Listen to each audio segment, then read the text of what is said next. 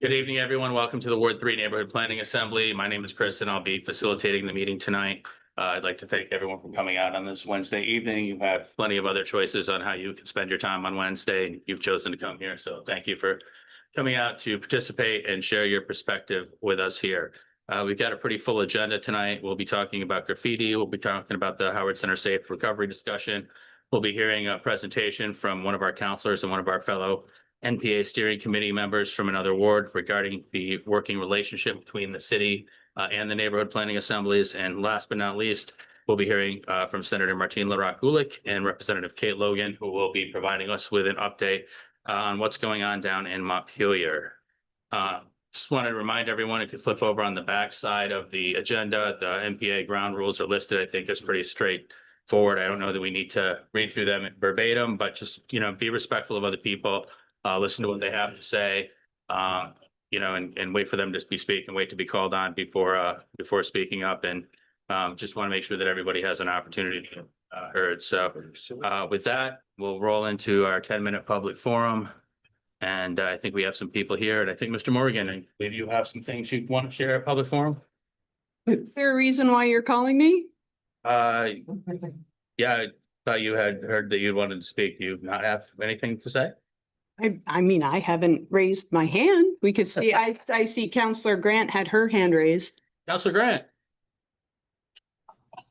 Hi, good evening, everyone. I'm sorry I couldn't be there with you tonight. This week is a kind of a national sales meeting that our company has, and we're having a work dinner tonight. But I just wanted to log in and let you know that as many of you have heard me complain for some time now, our police department has had a lack of a strategic recruitment plan, and I'm happy to announce that Chief Burke has created one. It is an almost 3-page memo. It is very detailed. That man knows what he's doing. I will be doing a front porch forum post this weekend, and it will contain a link to that plan so that everybody can review it. They right now are working 16 applications, which is excellent. We're budgeting at 73 officers, which is lower than budgeted last year, but we continue to lose officers in the past year. But I do believe that we're going to be on the right path under Chief Burke's leadership. At the next Public Safety Committee meeting, which will be happening on June 26th, we'll be talking about the Situation Room with Ingrid Jonas.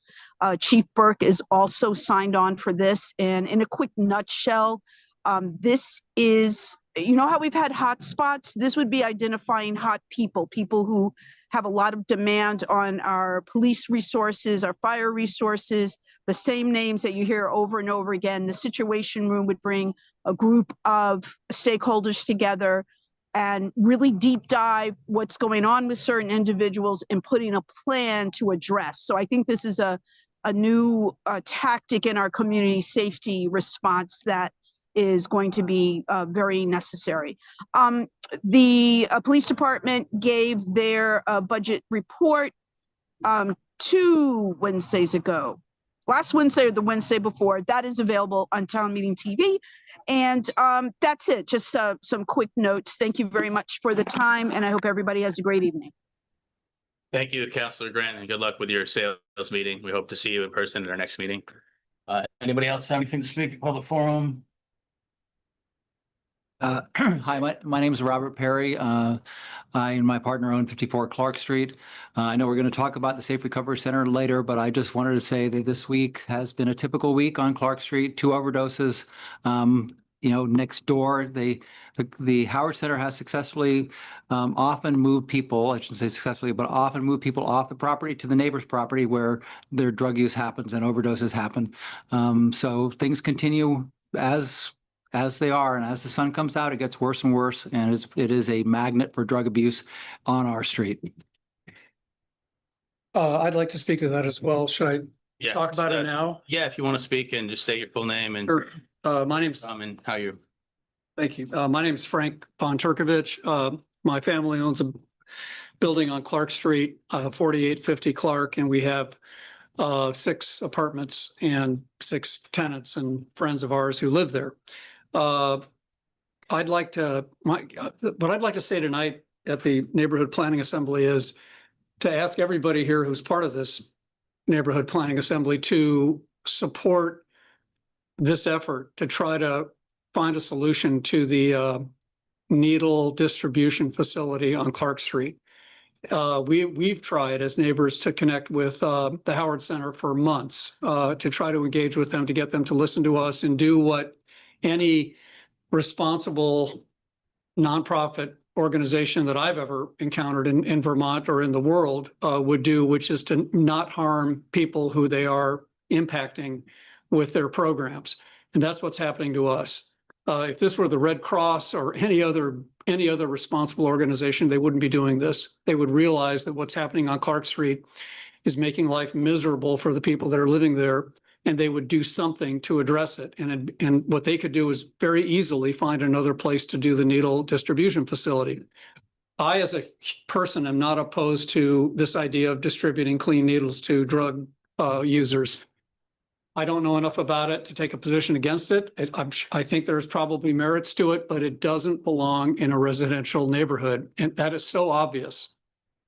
So what I'd like to ask the people of Ward 3 to do is stand together and help us, because if you ever had a problem like this in your street, wherever you are, Drew Street or any other street in the ward, we would help you. We would stand with you and we would come to these meetings and we would say stuff. So we're asking this Neighborhood Planning Assembly to issue some kind of a statement. Do I have to stop? Yeah, so we got 2-minute limit. Oh, 2 minutes. Okay, well, I'm done. Okay. Anybody else want to speak? Brooks? Brooks Cummings, Ward 3, obviously. Oh, sorry. So when we have concerns about the neighborhood impacts of particular programs, pods, needle exchange, OPC, we get the verse out of the playbook that decisions are made on fact, not fear. So I would suggest that Elmwood is fact. Clark is fact. The study that WCAX did in Quebec City is fact, the disruption on the neighborhoods. So I think it's reasonable to extend that fact-based observation to the OPC in center of Burlington. So thank you. All right. Hi, my name is Chester Thompson. I've been part of this community for about 7 years now. I have worked also for the Handies. In my area on College Street, across the street from the library, there's a lot of needles, a lot of drugs going on over there too. We're concerned, the neighbors are concerned because it's like the town doesn't really want to do anything about it. I witness this 24 hours a day, 7 days a week, and I deal with it. So what I'm looking for the town to do, to think about, and I agree with everybody. I don't think that the exchange should be in residential areas according to where people live. I know it's hard, but it should be a workable area where people feel safe. And I don't think this is a safe environment for this type of situation you guys coming up with. I wish this could change, but it just needs to be protected. That's all I have to say, because I mean, I see it 24 hours a day, a week. So, and I deal with it every day. Anybody else? Charlie?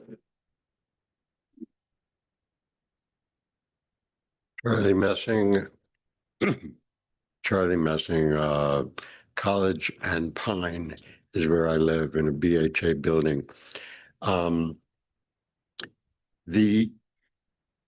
The thing about the needle exchange program, it's similar to having what they used to have, adult video stores, adult bookstores.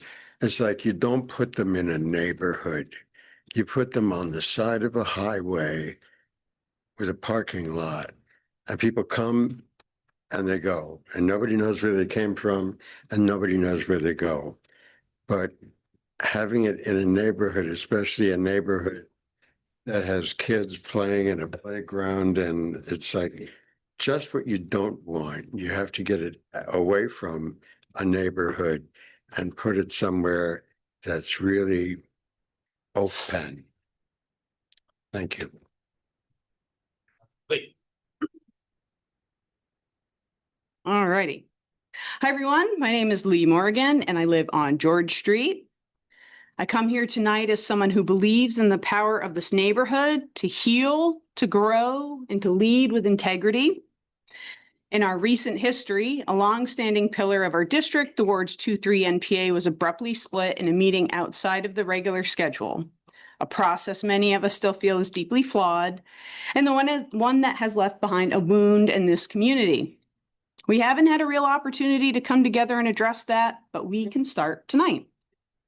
This isn't just about policies or procedures. This is about restoring trust, about making space for every voice, even the ones that challenge the status quo, about creating a process that reflects the values of inclusion, clarity, and accountability. Let's take that first step toward repair together and toward the Ward 3 we know is possible. And with that, I move that a discussion and vote establishing our bylaws for this NPA be added to the agenda for our next meeting on June 18th.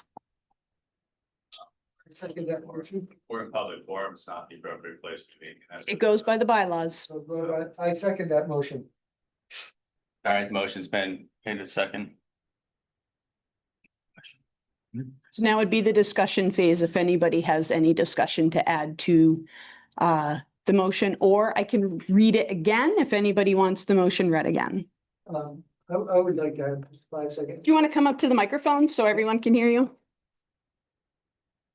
Lee, can you just repeat the motion? Yes. Quickly, please. Yes. I move that a discussion and vote establishing our bylaws for this NPA, which was postponed last month, be added to the agenda for our next meeting on June 18th. It's wonderful to see a lot of my fellow Ward 3 residents.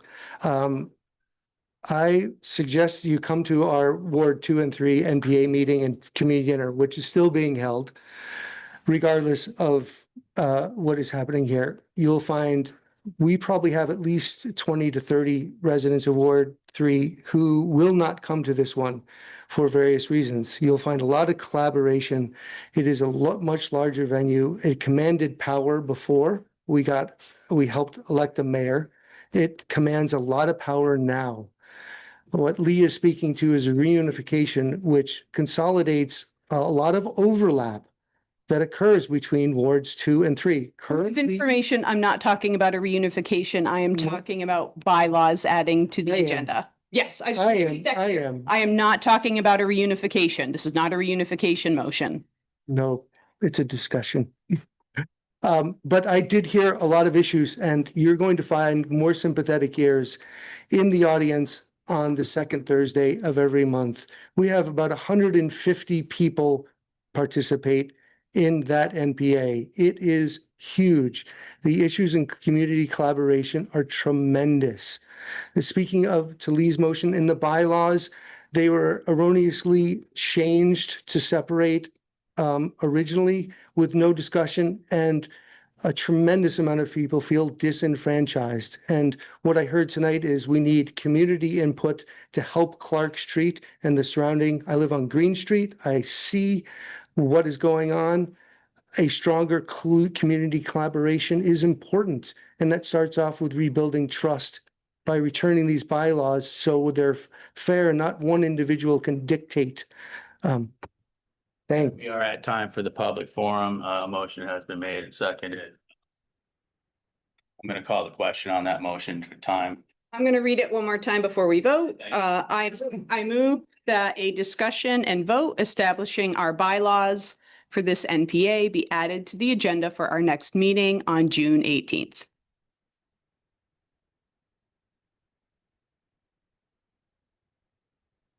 You get to call the vote now. Oh, I just want to make sure everyone had a chance. Thanks. Well, you called the question, so now we have to vote. Yes, yeah, I just wanted to make sure that, wanted to be cognizant of everyone. And it looks like, do we have anybody online, Constance? No. Okay. All right. Actually, Point of information, you called the question. You are not able to dictate that what you are doing is you are calling for a vote on calling the question. So if you would like to do that, we can do that. If you don't want to have the vote, you can rescind your calling of the vote, but we should follow proper procedure here. Yeah, proper procedure is that we have a public forum, like, we have a time. So I'm following your bylaws, and any member of this NPA, which I am, Yep, you are. you are violating the ground rules, and I initiate a vote to, I move to vote whether or not Chris is violating the ground rules. I have been directly called out during the beginning of this public forum. I am being unfairly treated now. I would like a second, and then we can vote on that. Point of information on the call, that's not necessarily like a call, you did make a public statement saying you didn't publicly announce before the meeting that you'd be making a public statement, so a good courtesy of that. The steering committee had, a member of the steering committee has addressed you to speak first because you have publicly stated that you will be speaking. It didn't feel friendly. That's what I'll say. Can we just, I think it's getting tense in here. There's been a lot of tension for a long time, and I think Lee has good motion. I think people in here have heard everybody and are educated enough. I think it would behoove us to move along because you have a big agenda. We haven't set the agenda for the next meeting, so, rules and motions out of order. It is, but following the bylaws to a T, the bylaws say that any member can make a motion to add an agenda item. That is what I have done. It is to establish bylaws. Can you explain why you are fighting so vehemently against the bylaws? We've tried to be nice and we've tried to operate, but this is exactly why a lot of people won't come to this NPA because of the toxic atmosphere you've constantly pushed on people. People are afraid that when we rejoin, people are afraid that when you come back to our Ward 3 NPA, the steering committee who will not work with you there will leave. And this is the same thing. You just stonewall people and you do things without community intention. You roll your eyes and you just don't get it. You want us to follow the rules. All I'm saying is you called the question. That is a Roberts rule motion. If you call the question, we have to vote. Or you can rescind that motion. That's all I'm saying. We should follow the rules. In Ward 3, how many would like to continue debate on this resolution, on the motion that Mr. Morgan has put forward, as seconded by Mr. Johnson? So all in favor of continuing the debate, say aye. All opposed, say nay. Nay. All right, so I guess we're back to voting on your motion now. Yes. So now I guess we will vote on the motion that Mr. Morgan has put forward as seconded by Mr. Johnson to put the bylaws on the agenda for the next meeting. Yes. All right, all those in favor of adding the bylaws to the agenda, say aye. All those opposed, say nay. Well, if we do it one at a time. Yes, One at a time. one person on Zoom as well, so I want them to be able to raise their hand for their votes. Oh, all right, they're there. All right. So. Can you, Yeah. you want to lead the vote? Like, yeah, we were gonna do a voice affirmation, so all those in favor say aye. I, All those opposed, say nay. Nay. Let's do a voice vote and do by order. wait, what is that? There was 3 people that said nay. Wait, what did you just? Just call for division. So Wait, what did you, Chris, I can't understand what you're saying. Can you just repeat what you said? I didn't hear what you said. if it's not clear how many people, so we're gonna have people raise their There hand. were 3 people. I just saw them. Okay, well, we want to get an accurate count. So if you want to put the bylaws on the upcoming agenda, feel free. So raise your hand. Okay. Say aye. So we're gonna do the vote again with a hand raised. We're gonna clarify the vote with a hand raise, yes. Can we restate the motion? Yes. So can you, I'm still, where are you at here? I'm You're- gonna, she wants me to restate it, so I'm gonna reread it, and then someone needs to properly steward this vote. Okay, so. So the motion is, I move that a discussion and yeah, I just want to make sure everyone can hear because so if we could see side discussions so everyone could hear, or I'll just speak even louder. I just want to make a reminder, telling people that will be voting are the people who actually living, right? Yes. Okay. So For the bylaws. for the bylaws. Yes. Yes. Bylaws. And we're only voting to discuss this at the next meeting. Yes. Okay. Yes. So I'm gonna read it again. And I wrote this very carefully to spell out exactly what we're doing. I move that a discussion and vote establishing our bylaws for this NPA be added to the agenda for the next meeting on June 18th. It's just adding it to the agenda. It's not deciding any bylaws now, just putting it on the agenda. All right, so we're gonna have everyone who's in favor of Mr. Morgan's motion as seconded. Please raise your hand if you are in favor. All. Is the vote? Done. Looks like the motion carries. Okay, that will be on the agenda next month. Thanks, folks. There, Constance. I did not. Enjoy pizza. Okay, we'll say the motion passes. All righty. Thank you. Alrighty, well, moving on now, we will have the graffiti presentation from Mr. Cummings here, putting on his Burlington Business Association hat, and they'll talk about the efforts to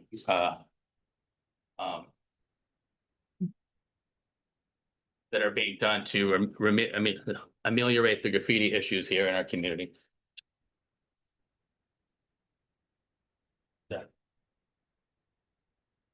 Hello.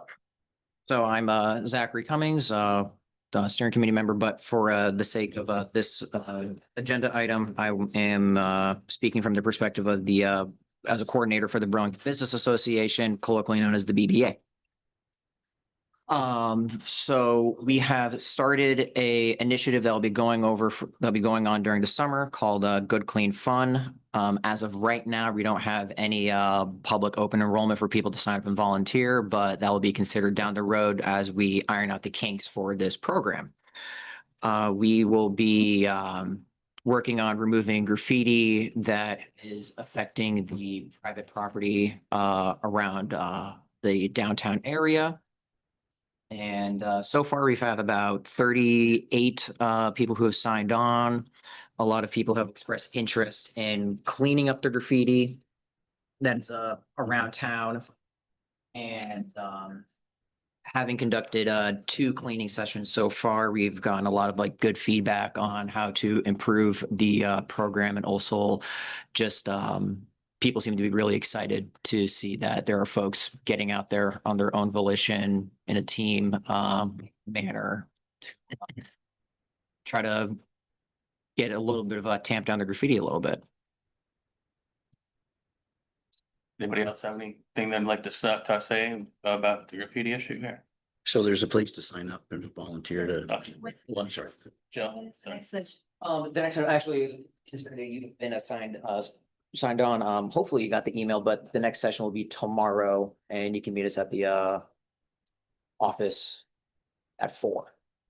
And to answer your question, Brooks, so as of right now, there's not any we don't have the capacity to have open enrollment for members of the public. It's just for members of the association. Gotcha. Thank you. Can you clarify at the office? Oh, the BBA office, and I can resend the notification to you later. Just thinking for the public, where is that? As of right now, there isn't a capacity for the general public to open up to come and join us, but will be considered as the program develops and evolves over the 2 weeks.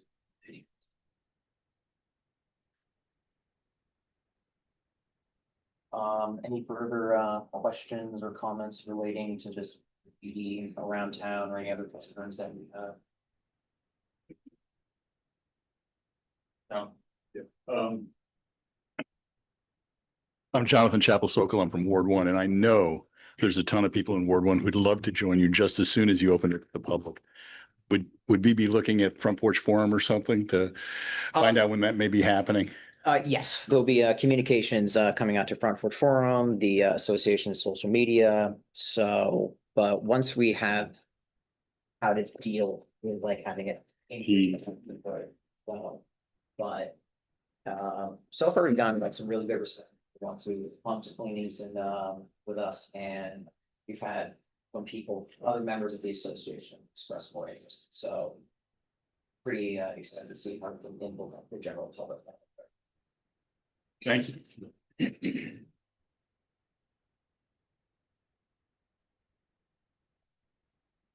I guess I have a question. Yeah. Appreciate the effort to clean it up. That's obviously really important.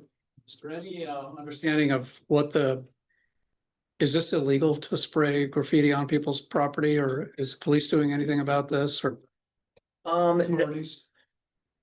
Yes, it is illegal to deface property of both private and public varieties. And I don't know what the internal happenings with BPD is, but I can assume they have larger concerns to address with public safety and community health than graffiti right now, considering the fact that they do have a small force that they're working with, and we have, frankly, much bigger and more obvious issues that they need to be devoting their resources to.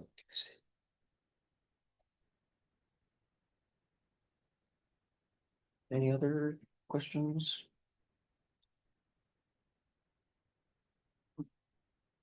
Okay, seeing none, we're one of the rare items when we're actually about 10 minutes ahead of schedule, so we'll continue with the discussion on the Howard Center Safe Recovery. This will be an open forum for people to talk. In terms of our discussion, we're gonna ask that everyone be given an opportunity to speak once before anybody speaks twice. And that everyone be given an opportunity to speak twice before someone speaks a third time. And then we'll wrap up the discussion. Point of information, was a representative from Howard Center invited, and No, this was intended to be a discussion for the community. which is kind of a bummer. They're not here to hear concerns, but that's your prerogative. I noted. Thank you, sir. Anytime. So, Just wanted to, as I was saying, we'll be talking about the safe recovery discussion here, and 2 minutes for, try to keep it, we have a smaller crowd tonight, so we have a little bit of flexibility here, but just try to keep it to 2 minutes for respect. Does anybody wait? yeah. Yes. Oh, yeah. Oh, go ahead. He called me, sorry. Yeah, so Lee Morgan, Ward 3 resident. I just want to say, it was really informative, especially hearing from these property owners. And I'll just cut to the chase. I'm a solutions person, right? So I'm hearing a lot about syringe litter. It's super close to my house. I walk my dog 2 times a day. So starting that night, I walk that street, Clark Street, twice a day from my house. So I clean up syringes all along that loop twice a day, sometimes once a day. I'm building up to being very consistent twice a day. Also inspired by you two gentlemen, the week after the meeting, I formed a nonprofit. I am working on the licensing now, so I will be announcing that soon. Our first major project is towards syringe litter, specifically in that neighborhood. Our long-term plans are to become partners with people who are unhoused to make up our rapid response team. Our goal is to get to 24-hour rapid response capability.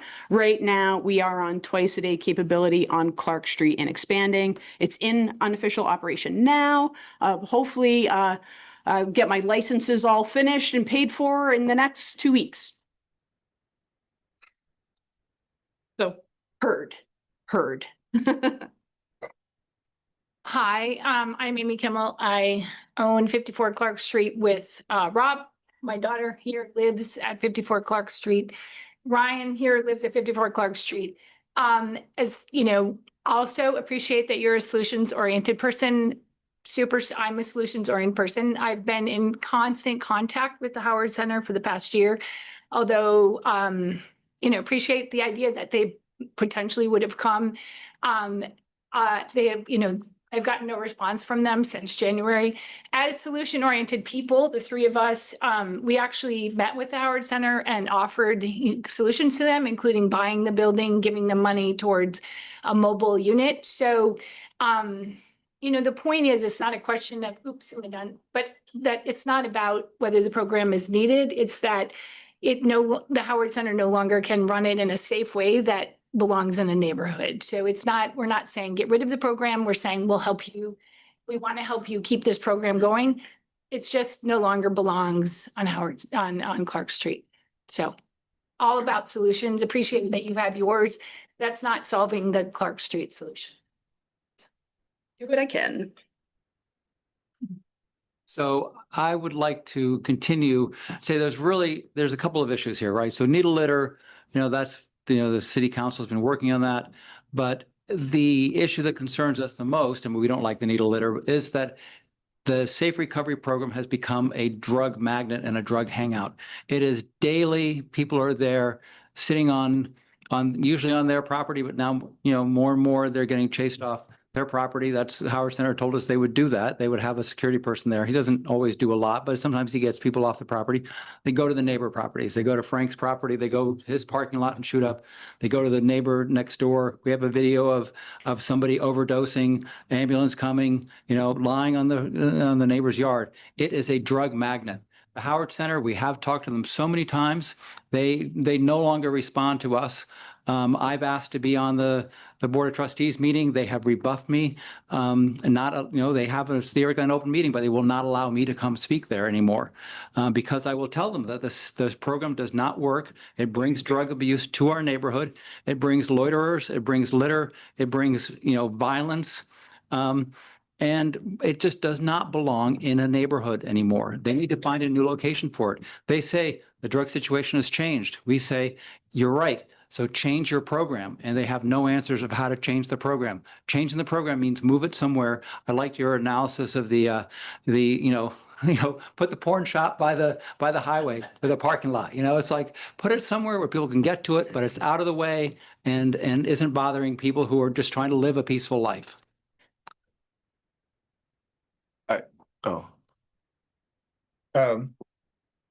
My name is Darrell Fields. I'm the caretaker at the Unitarian Universalist Church for many years now. And I also work in the restaurant industry on Center Street, both hot spots for hot people. And I did want to just say that for the residents of Clark Street, I just want to agree that it's just overgrown the space. A few years ago, we didn't pick up any needle caps, any needles, new drug epidemic, needles everywhere. Kids can't come play on the church grounds anymore. We take care of that. It goes to your neighborhood because we pushed it out of our neighborhood. So we pushed it off the church grounds. So really, do we need a needle program? It just needs to not be in the neighborhood. The problem is way too big, as they were saying, and as we experience daily. That's all I want to add. You want to talk? Oh. No, I can wait. My name is Chester Thompson. I agree. To me, and nobody's going to get anywhere with the Howard Center, so that has to be said. But what we need to do is the community needs to go ahead, start giving out syringes. I mean, these guys go to the clinic every day in South Burlington. It seems like South Burlington doesn't have any issues like we have down here. So why can't they move it out that way? They already have the clinic where these guys go to get their methadone and they syringes. There's also a place where they get more syringes and down past the church on I forgot that road behind your church. Yeah, the other one. It's a green building. They also give those out, and I've seen it. They use them and they throw them. So if we could just eliminate these places that gives out syringes, needles, water, things, that would be perfect. I just think that it has to go. If it's already in South Burlington, leave it there. Get it out of here. I just think that it's not fair to the community because I live on College Street where it's highly more than anybody else. So, so I don't like it. Anybody else want to? speak on this? I just have a question. So I've heard this has been resonating for months now. And I've heard the frustration with the Howard Center and lack of response. So it's just an open question. What recourse do we have? It doesn't feel like anybody's paying any attention. So you know what I mean? It's like, I don't know. I'd like to offer a comment Or before about we that. Go on Yeah. to see if anybody else who hasn't spoken yet would like to speak. Anybody in back here? Going once, going twice, all right. Well, Mr. Toronto speak second time. Thanks. I'm here again because this is the NPA and I have been at NPA meetings in other parts of the city and they're very powerful. You folks don't underestimate the impact that this small group tonight will have on city government and on decisions that get made. And it's a great way to get your voice heard. I really am focused on Ward 3, and Ward 3 should not be the city's, and I don't want to use this ill-advisedly, but it shouldn't be the dumping ground for the city's problems. You've got the pods, you've got other problems. It's not fair to make Ward 3 the place where everything gets placed that's difficult for the city to deal with. There are other places this needle distribution program could be. Police department's in the ward, unfortunately, but it could be there in their parking lot. It could be here in this building. It could be in a lot of places where it's not going to damage a neighborhood that's full of people who go to work and are retired or live and try to enjoy life every day. I'm watching my time here, so I won't go over. And to your point, I think it's great. I mean, if organizations like yours can step up and help, that's welcome anywhere. But everybody's voice has to be focused on getting, not doing, we don't want our street and we don't want Ward 3 to be collateral damage. Howard Center's trying to do a good thing, right? They're trying to help people avoid getting HIV and hepatitis. Those are noble pursuits. Let's stop people getting HIV and hepatitis from using dirty needles. But if it's damaging the neighborhood and damaging the city, we have to look at that, and we just don't want to be victims of collateral damage for the next 10 years. So help us. Thanks. Can I get in the queue? Yeah, absolutely. Go ahead. Yeah, so just to be clear, I don't work for Howard Center. I actually don't even agree with their methods and how they run things. I do want to make that clear. I just thought it would be cool if they could hear all this. So now that I have a little bit more time, I'll tell you the second phase of my nonprofit. So the other thing that was definitely received was that second to syringes, the other problem is the physical presence of these folks. There's great solutions for that are proven, and they're also proven locally. There's a vast network of citizen de-escalators in Burlington that are very effective, very high trained. I'm one of them. So once we're up and running with our licensure and I can get my liability waivers, we're going to start establishing a team of peer. So people who have been unhoused and people who are in recovery or not in recovery, but have personal experience with substance use disorder, to be peer de-escalators. So if someone comes out and there's someone on your porch that you don't want, or someone causing a ruckus, the police are not going to come. Howard Center is here to stay. They are not moving, whether I like it or not. They are not moving. They won't. So what can we do as community members who care? We can work as peer de-escalators. We can have conversations. I've done this work on my street. My apartment got broke into. Every item I own was torn apart. I lost thousands of dollars. It really set me back with some personal health struggles. So I get it. I live right around from Elmwood. And I, have de-escalated several people. When you've lived that life, it works a lot better. And it's long-term relationship building is going to turn this around if Howard Center is not going to change. I can't change them. I can change me and my interactions with people. So that is the second phase. I got a third phase, but we'll talk about that some other time. I don't need to take up much more time. Anything else, anything they would like to add? And Chester can have a job if he wants. Going once, going twice. If it's not seeing anyone, we will. If only all of our meetings went so quickly and on schedule. So we, Duncan, you wanna go? Do you wanna wait or? Carter's on his way, but I don't know where he is. If we could wait, that's great. Yeah, we're probably about half hour ahead of schedule at this point, so. Rare that the NPA is, we're usually pressed for time.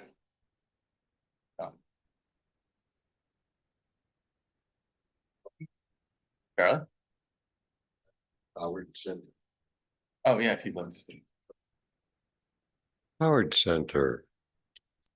I used to work out of Howard Center. Technically, I worked for the people I worked with. People with the disabilities got the check and it was administered through Howard. So I was acquainted with Howard and their case managers, but I didn't work for Howard. As I learned back then, this is a decade ago, Howard Center engulfed and devoured 20 other local places. There used to be a number of places that helped people. Now it's all Howard. And it's, I'm afraid that it's chronic, that a do-good association often ignores a reasonable request because they're so busy and they're doing so much good that they don't need to do good for you.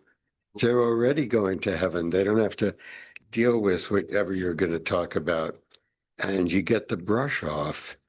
I used to get it when I worked over there. And it sounds like it might be worse now, but Howard Center could use some kind of, they should somehow, the city should be able to tell them, it's your job to do more than you're doing. Thank you. Just want to add one more quick thing. My name is Chester Thompson. I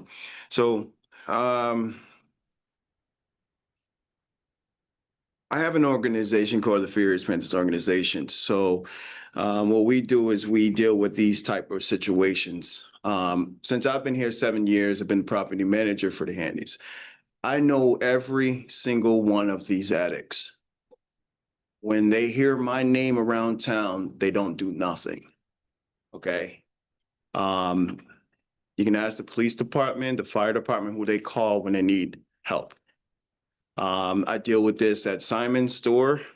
I deal with at the 184 Turk Street, the trap house over there across the street. When they used to have that, I used to run that over there, kicked everyone out. And when they knew I was coming, it was a problem. So I can tell you, I'm a volunteer myself. I don't care about the law. I don't care about anything else. I will have myself go down Clark Street, find whoever they are, and I'll talk to them. I'll promise that. I'm not the one to play with around here. They all know that here. I just think that to keep this safe, I think it's my duty because I've been here so much, and a lot of people ask for Chester, you know? So I'm the one that keeps these things together. So I'll make sure this crap won't happen. All right. So I'm gonna do it on my own. I don't care about nobody's rules. It's gonna stop. Trust me. Repeat the name of your organization. It's called the Furious Panthers Organization. The one on the hoodie, right? Go against all the corruption in the town and everything else. And if it's not dealt with, we would deal with it. Thank you, Mr. Thompson. Any final thoughts, comments, opinions regarding the Howard Center Safe Discovery Center? Okay, we do have a little bit of time. Do you want to roll into this or do you want to get a head start there? We're waiting for Senator Hewlett too, so. Yeah. It's not typically commenting, but yeah, so. No, there's no way. All right. No. Thank There's the senator.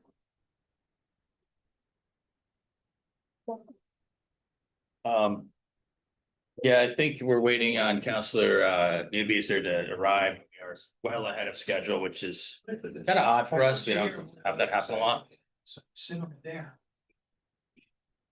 Thank you, Charlie. So we're gonna move on with the legislative update and then circle back for the CDNR NPA working group presentation, once Councilor Newbies arrives. We do have Representative Logan and Senator Rogers here. So we'll give it a minute to get situated and we'll get down to the legislative update. I mean, to start off, I'd be interested in knowing what folks would particularly like to hear about.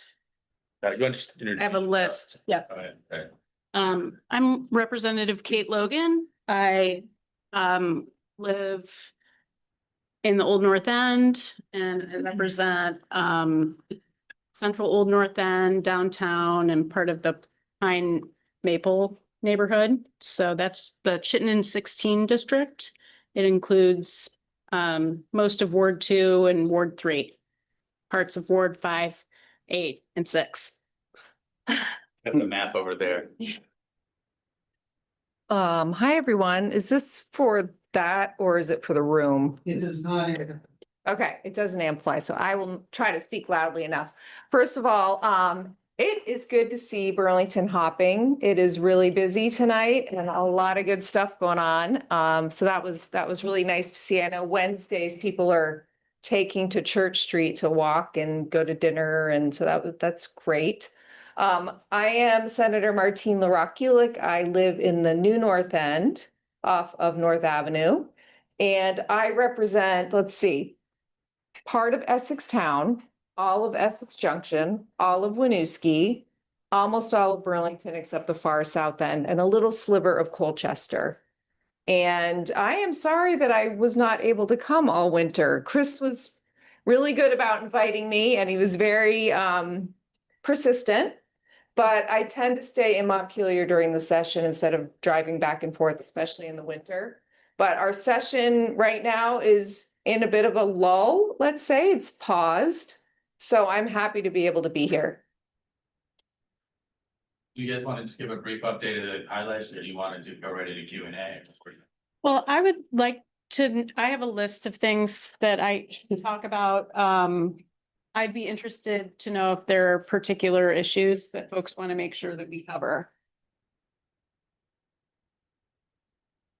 I would be interested in, and I think I know a little bit about it, housing, what we're doing as far as facilitating continued housing growth and what the legislature feels, I won't say responsible, but how they can help out for our public safety issue. That being a Ward 3 person, it feels like we're being set adrift, for lack of a better, and I'm hoping that other communities within Vermont are not feeling the impact of what's going on that we are. So anyways, that's my thought. So regarding non-citizens, is there anything that happened in this legislature this year that especially helped or harmed non-citizens?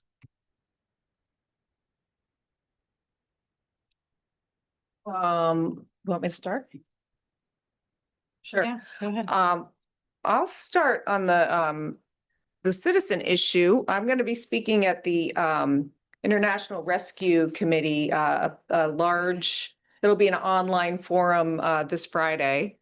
I think about 450 people are signed up because I was a sponsor of a bill that will create a study committee to further the work of putting together an Office of New Americans in state government.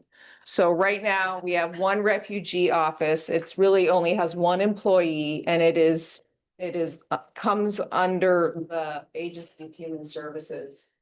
And this is a bill that I've put in a couple times now, and it finally got through this year because I think people felt the urgency that we need to do something and we need to be bold. And it got tripartisan support, so I was really excited. The governor signed it, and folks are going to get to work right away to start figuring out what exactly we would need to prop up this office. So Charlie, I did want to share that with you. Thank you. Yeah. It's something. Yeah. And I would add that the legislature before my time did quite a bit of work to ensure that all residents' rights were protected or any visitors' rights were protected in Vermont. So there are restrictions on the state for colluding with federal immigration authorities and yep. I mean, we're definitely paying attention, and this seems to be one of the areas where we have tripartisan agreement for the most part. Yeah. Yeah. I can take housing. Sure. So housing, I will say, I think given the federal situation that we find ourselves in, where we anticipate a significant decrease in funding. We've already experienced a decrease in funding for affordable housing efforts and amelioration of homelessness. We expect a really significant decrease in federal funding going into the next federal fiscal year that begins in October. We were fairly cautious in budgeting this year. We also, of course, have to respond to voters' desire for us to address increasing property taxes. So the housing approaches, well, first of all, I would say that housing has to be one of our top priorities. Building new housing has to be one of our top priorities. We need to increase our grand lists. That will help with our property tax issues. We also are experiencing a housing crisis. People are having a hard time affording even their rental housing. Certainly is outside of most people's reach to buy a home if they didn't already own one prior to COVID, unless they're very well compensated or wealthy. And but I will say, I would have advocated for a significantly larger amount of public investment in housing development. There is absolutely no interest in raising additional revenue to build new housing from the majority of folks in the legislature, and certainly on the part of the governor. So the housing bill that we passed this year hasn't been signed by the governor yet, S-127, does do some investment in some targeted housing programs, money to help landlords remodel their rental properties.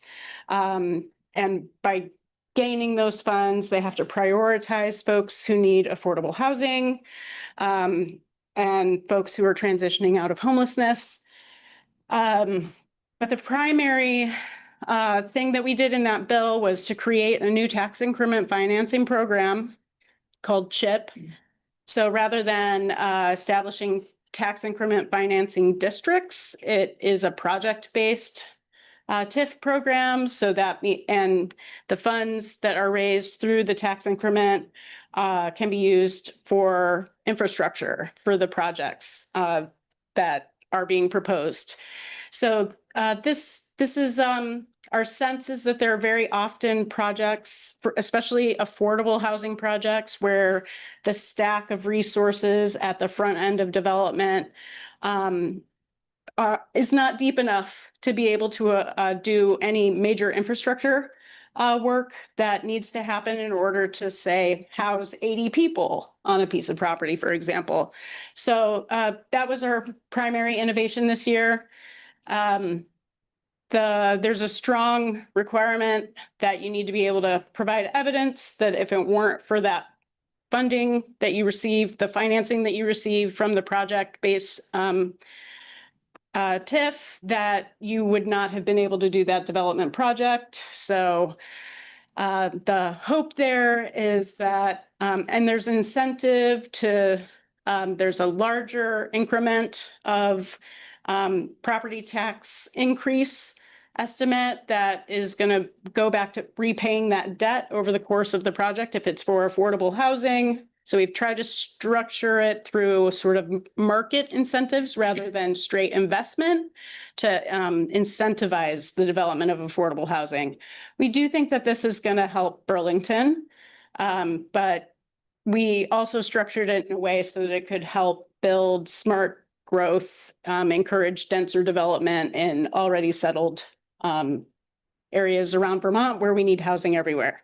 So that's our primary housing initiative this year. Yeah, go ahead. Just a little bit, thank you very much. That's interesting information. So if I understand, for example, excuse me, we have a developer that wants to put in the south end and the old GE plant, right? And or the parking lot. And last I heard, the infrastructure was just overwhelming.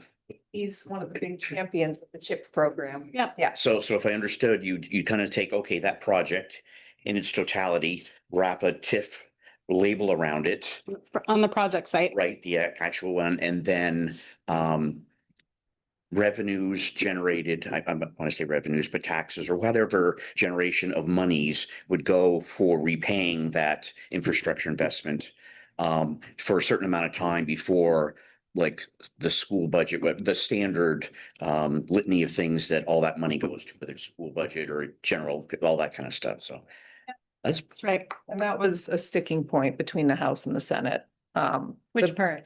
The education fund piece of it. Yeah, that's the true. bill ended up going back and forth from the Senate to the House and then back to the Senate, and then ultimately landed in a conference committee, a committee of conference when you have 3 senators and 3 House members and they come together to work things out. And one of the sticking points was that the House was quite concerned about the effects on the ed fund, given that we just put a lot of money, as you all know, toward the buying down tax rates this year.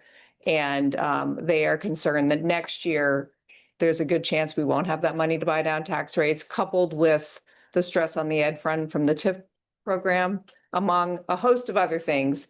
It could be a real problem for the ed fund. So, but the proponents of the CHIP will say that the benefits far outweigh any temporary hardship.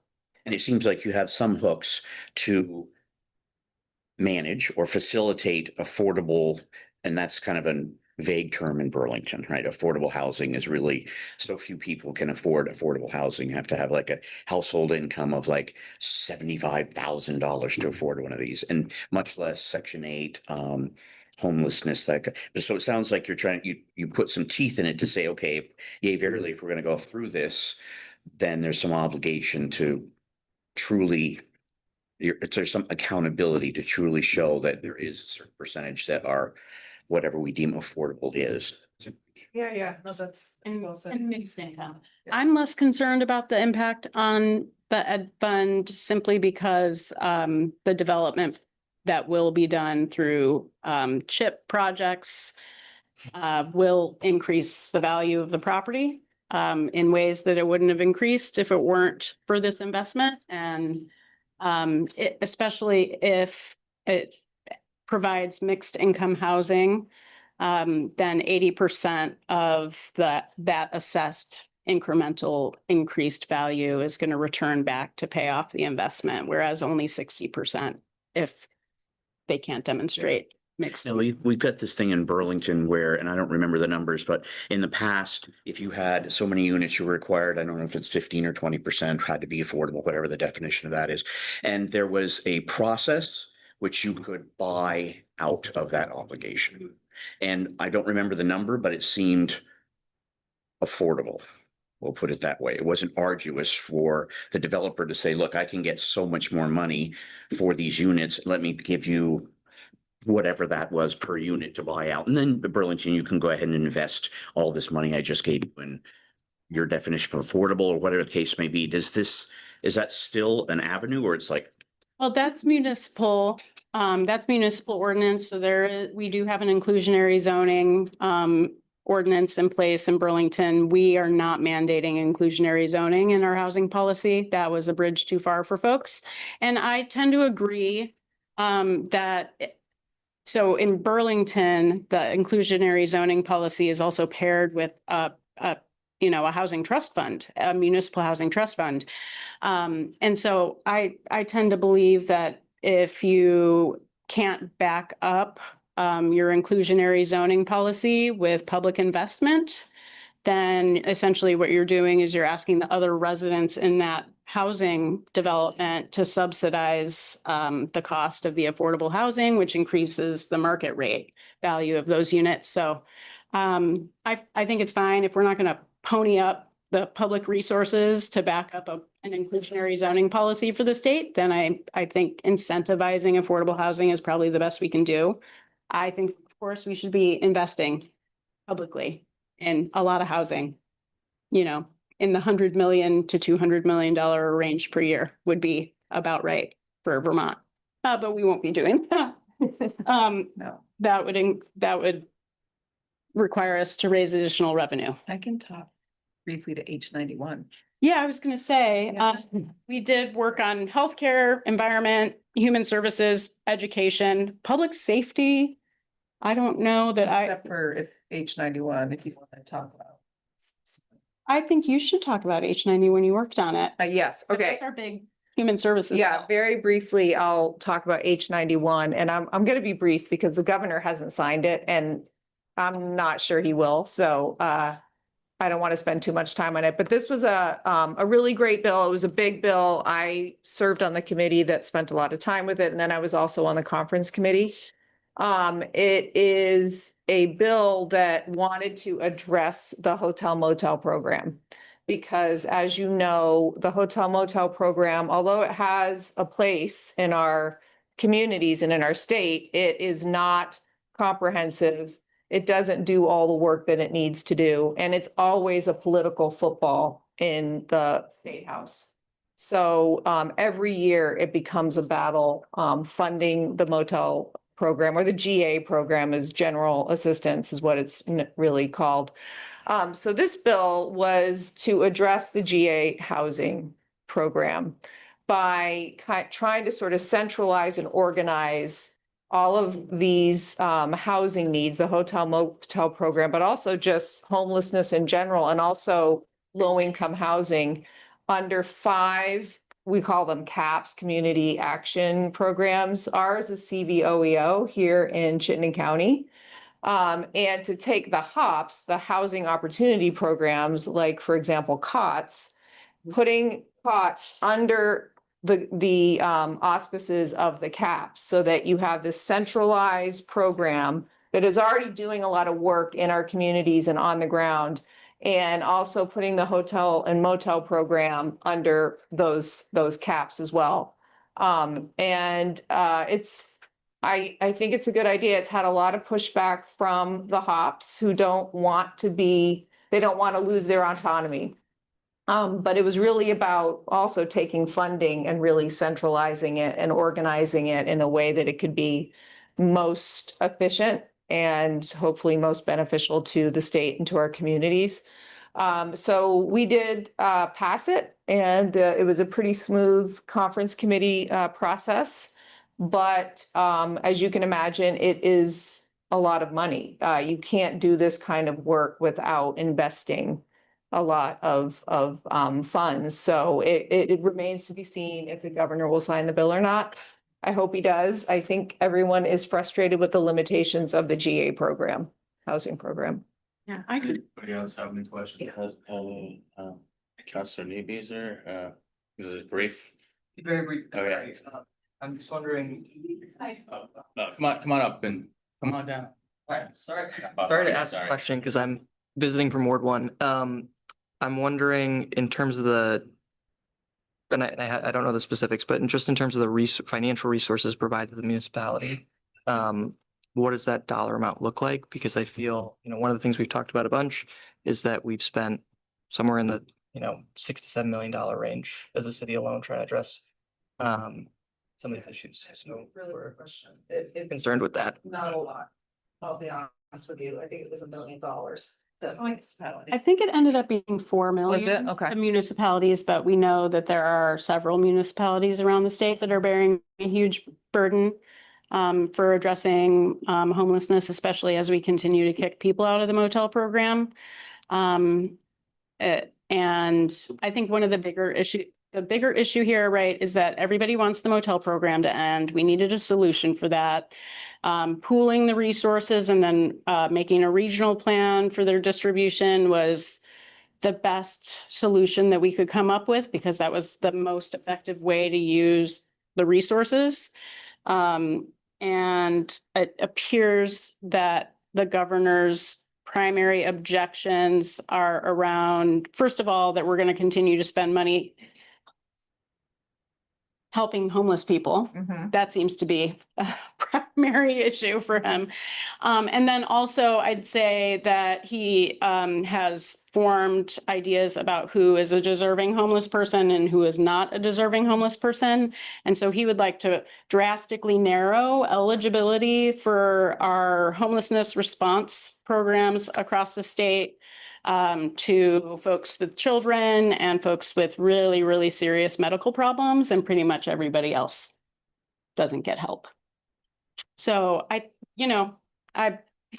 think we're gonna basically just keep doing the same thing we were doing and then fighting over the money every year until we can hear exactly what it is the governor does want us to do, because we're still waiting to hear some ideas on that. So you can tell I'm feeling a little cranky about some of the things that happened in the legislative session this year, but we did have a big political shift across the state. And I think we all went into the legislative session really wanting to collaborate across party lines, rural, urban. We wanted to have a really vibrant discussion and surface the concerns that folks were having.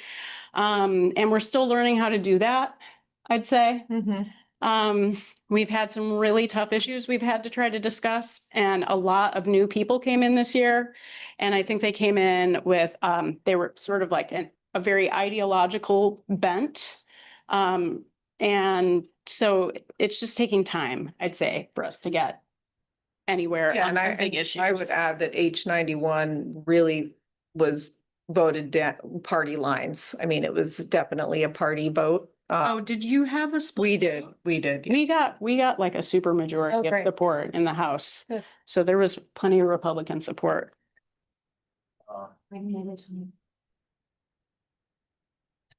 Hi, I'm Constance. I am here in my role as just an employee of CEDO, helping to cover some of the technological aspects, but I'm also a resident of Ward 2. And I just wanted to clarify the $4 million number that you had mentioned. So is the idea essentially that as they ramp down or close out the motel program, that they're setting aside money for municipalities to try to create their own housing program for people displaced at all, or what's the intention for that money? I think that we just tried to hear municipalities saying that they're already spending quite a large amount of money on homelessness response, and to alleviate some of that burden, like, Councilor Newbeezer mentioned, it's estimated that Burlington last year spent $6 to $8 million on homelessness response out of our own money. And so $4 million, we have, Rutland City, Barry, Montpelier, Brattleboro, Bennington. They're all heavily impacted by the housing crisis that we're experiencing right now and expending a lot of municipal resources. So 4 million is kind of a drop in the bucket. But certainly there is I wouldn't say there's any intention of supporting municipalities and building out programs. That funding will still continue to come through the Housing Opportunities Program and directly to providers. Well, it'll have a new name if H91 passes, VHARTH, which I can't remember actually what VHARTH stands for right now. But anyway, Thank you so much. I appreciate that. Thank you. Anybody else have any questions here? All right. Wanted to ask a quick question. So are you guys saying that you want to people are asking to get rid of the hotel, the GA housing? I wouldn't say get rid of it, because I do think it will always, maybe not always, but it'll have a place for emergencies and for weather events and for, all kinds of things. But I think the goal is to be less reliant on the hotels and motels. And because we want a program that really provides services to folks and not just a room. So that's the idea with this VHARTH program. My question is, well, my thought of one of that is I've talked to lease about it. You guys have the pods, right? Why can't y'all use the money to build more pods on property and build those and then have an organization that has, you know, mental health, all this stuff for them to be on that facility? By putting pods out there like that, it lowers the amount of money you need to come up with for hotel stays because not everyone can get one. Especially around this time of year in the winter time, the hotels are full. So where can it go? Right. So with the pods open, if you built more pods, the pods doesn't really cost you that much. You buy the land, you put more on it, you save the town money, you save yourself some money, and then you have all of your homeless population, according to your books or according to your rules, they'd be safe. That's a really good Less question. problems with the hotels, because you already know the hotels are already coming at you now and saying that they ain't gonna let nobody in those places. So I think with the lowering your costs is it help you enough to build another pod. I think it's a great question, and there is money in VHARTH to build homes, and we talked about mobile homes, we talked about manufactured homes, we talked about tiny homes.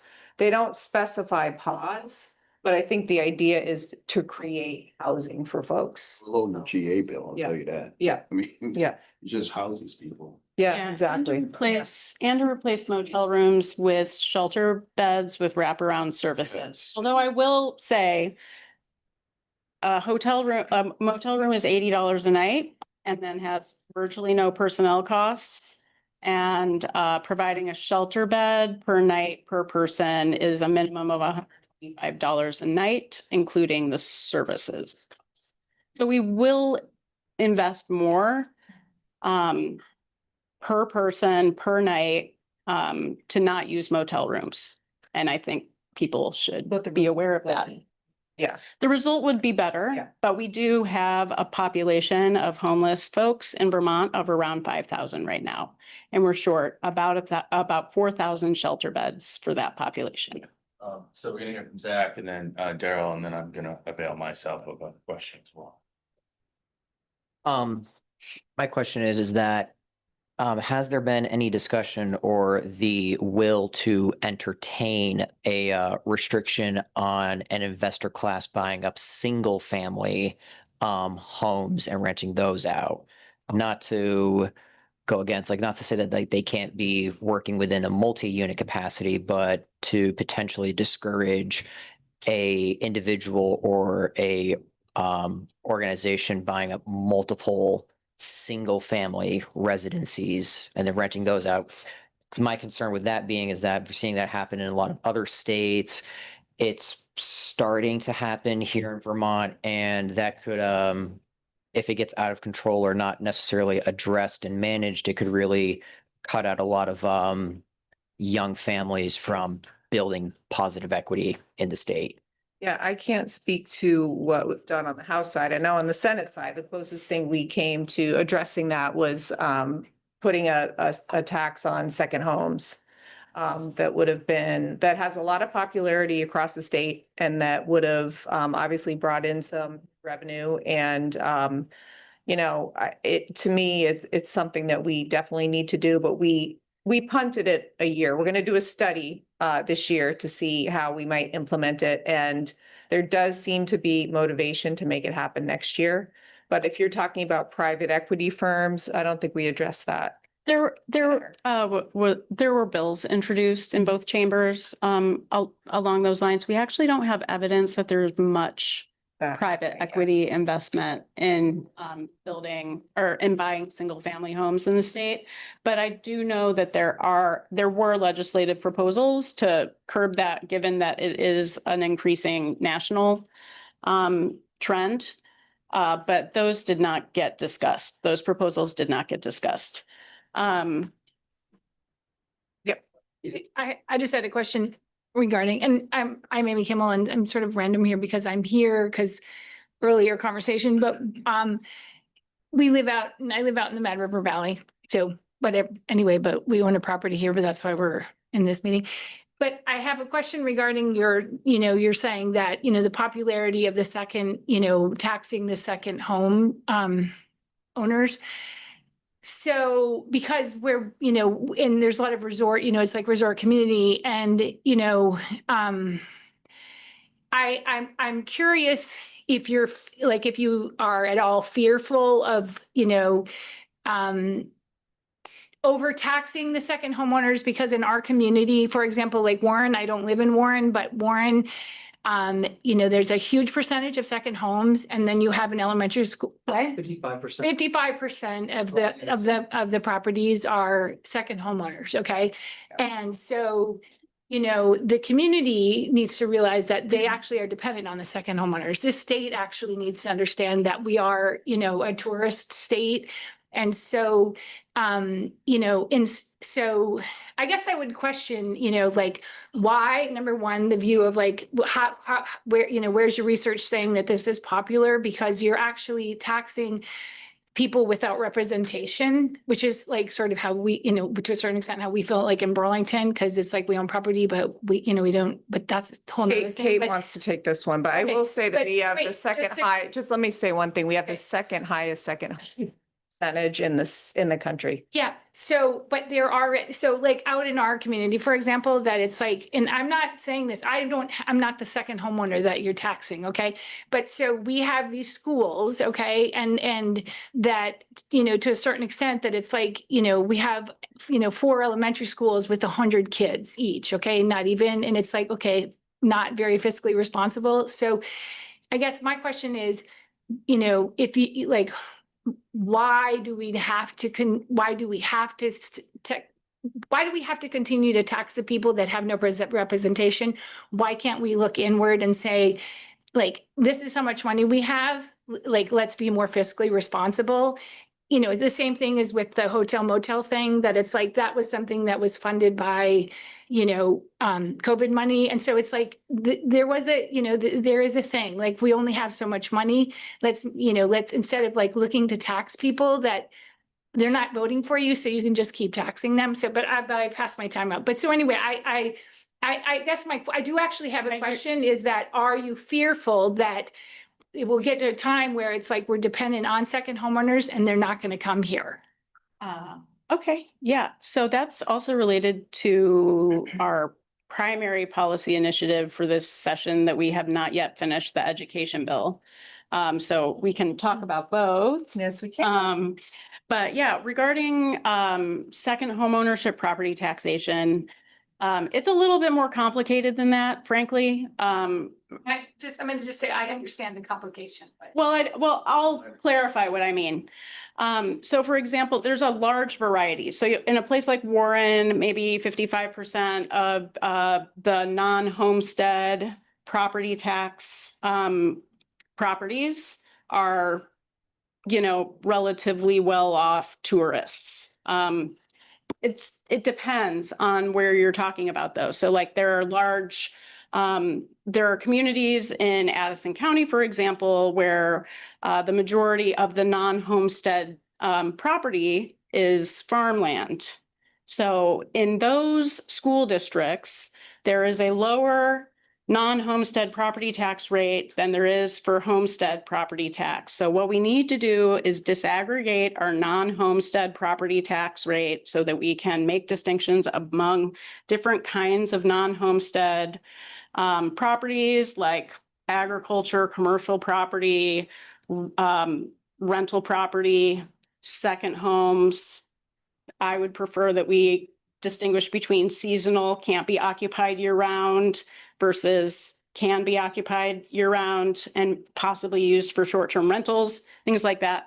So that would allow us to bring second homeowners or rather non-homestead property taxpayers into parity with owner-occupied property taxpayers in a lot of places. We have a lot of rural land and they're very frequently taxed at a lower rate than homeowners in those communities. So that's an issue.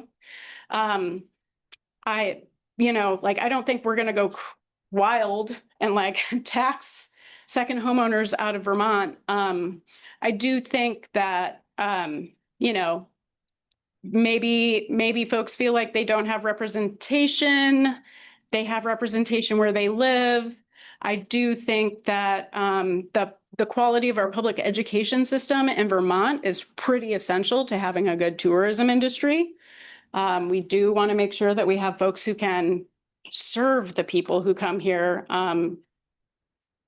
for vacation. So I do think it's complicated. I do think, yeah, we want to be able to bring like second homes into parity, at least into parity with primary homes. And that's not possible in most of the state because we need to make sure that we preserve our agricultural land. So if there's a decent amount of agricultural land in a community, they're going to lower the property tax rate in order to make it affordable to farm. Yeah, and I did just want to say, I think the complexity of it is why we didn't do it this year and why we've put it off for another year and have the tax department study it. It is complicated, but it's a good segue into the education bill because the education bill has a lot of tax policy. I'll be super brief on the, and it does contemplate moving from 2 property tax classifications to 4. I just wanted to add that. Yeah. Okay. My question was back about the GA and the governor. So, and what the governor has said that he would want to do with the money. So the ideal, as I understand it, that the money, you take what little money you have and you house the mentally ill, you house the disabled, you house the families. And I think the government's been saying that for several terms of this. Has that not ever seemed like a practical ideal? Because, you know, house the people that need it and maybe those other people could like get a job or, you know, do something that was in the hotel program all during the pandemic. Doesn't that seem like a practical thing to do with the money? So I think that there are some stereotypes that are being made about folks that are unhoused. The vast majority of those who don't work, who are homeless, have a disability and are the people who would be benefiting from our homelessness services, like subsidized homelessness services. The rest of the folks who are homeless work. We have a housing affordability crisis and the lowest housing vacancy rate in the entire country. And right now, you need to earn at least $25 an hour work full time if you live in Burlington to be able to afford the rent for a studio apartment. I don't know how many jobs there are that like anybody can do that pay $25 an hour in Vermont because we also have lower than average pay rates in our state. So it's a difficult problem. And I think folks who have, like myself, you know, like I'm in stably priced housing. I have been for many years. I can afford the housing that I have right now, but if I were to lose the housing that I have for some reason, I would have to leave the state. Yeah. Well, I'm sorry. Well, the only reason I can afford to live downtown is because I live in a COTS property.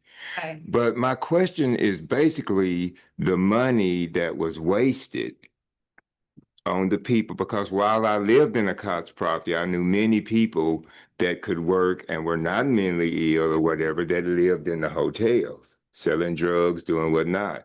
So my question was, now does that not seem practical after all this money's been wasted on those type of people, not the people that needed the hotels and still do?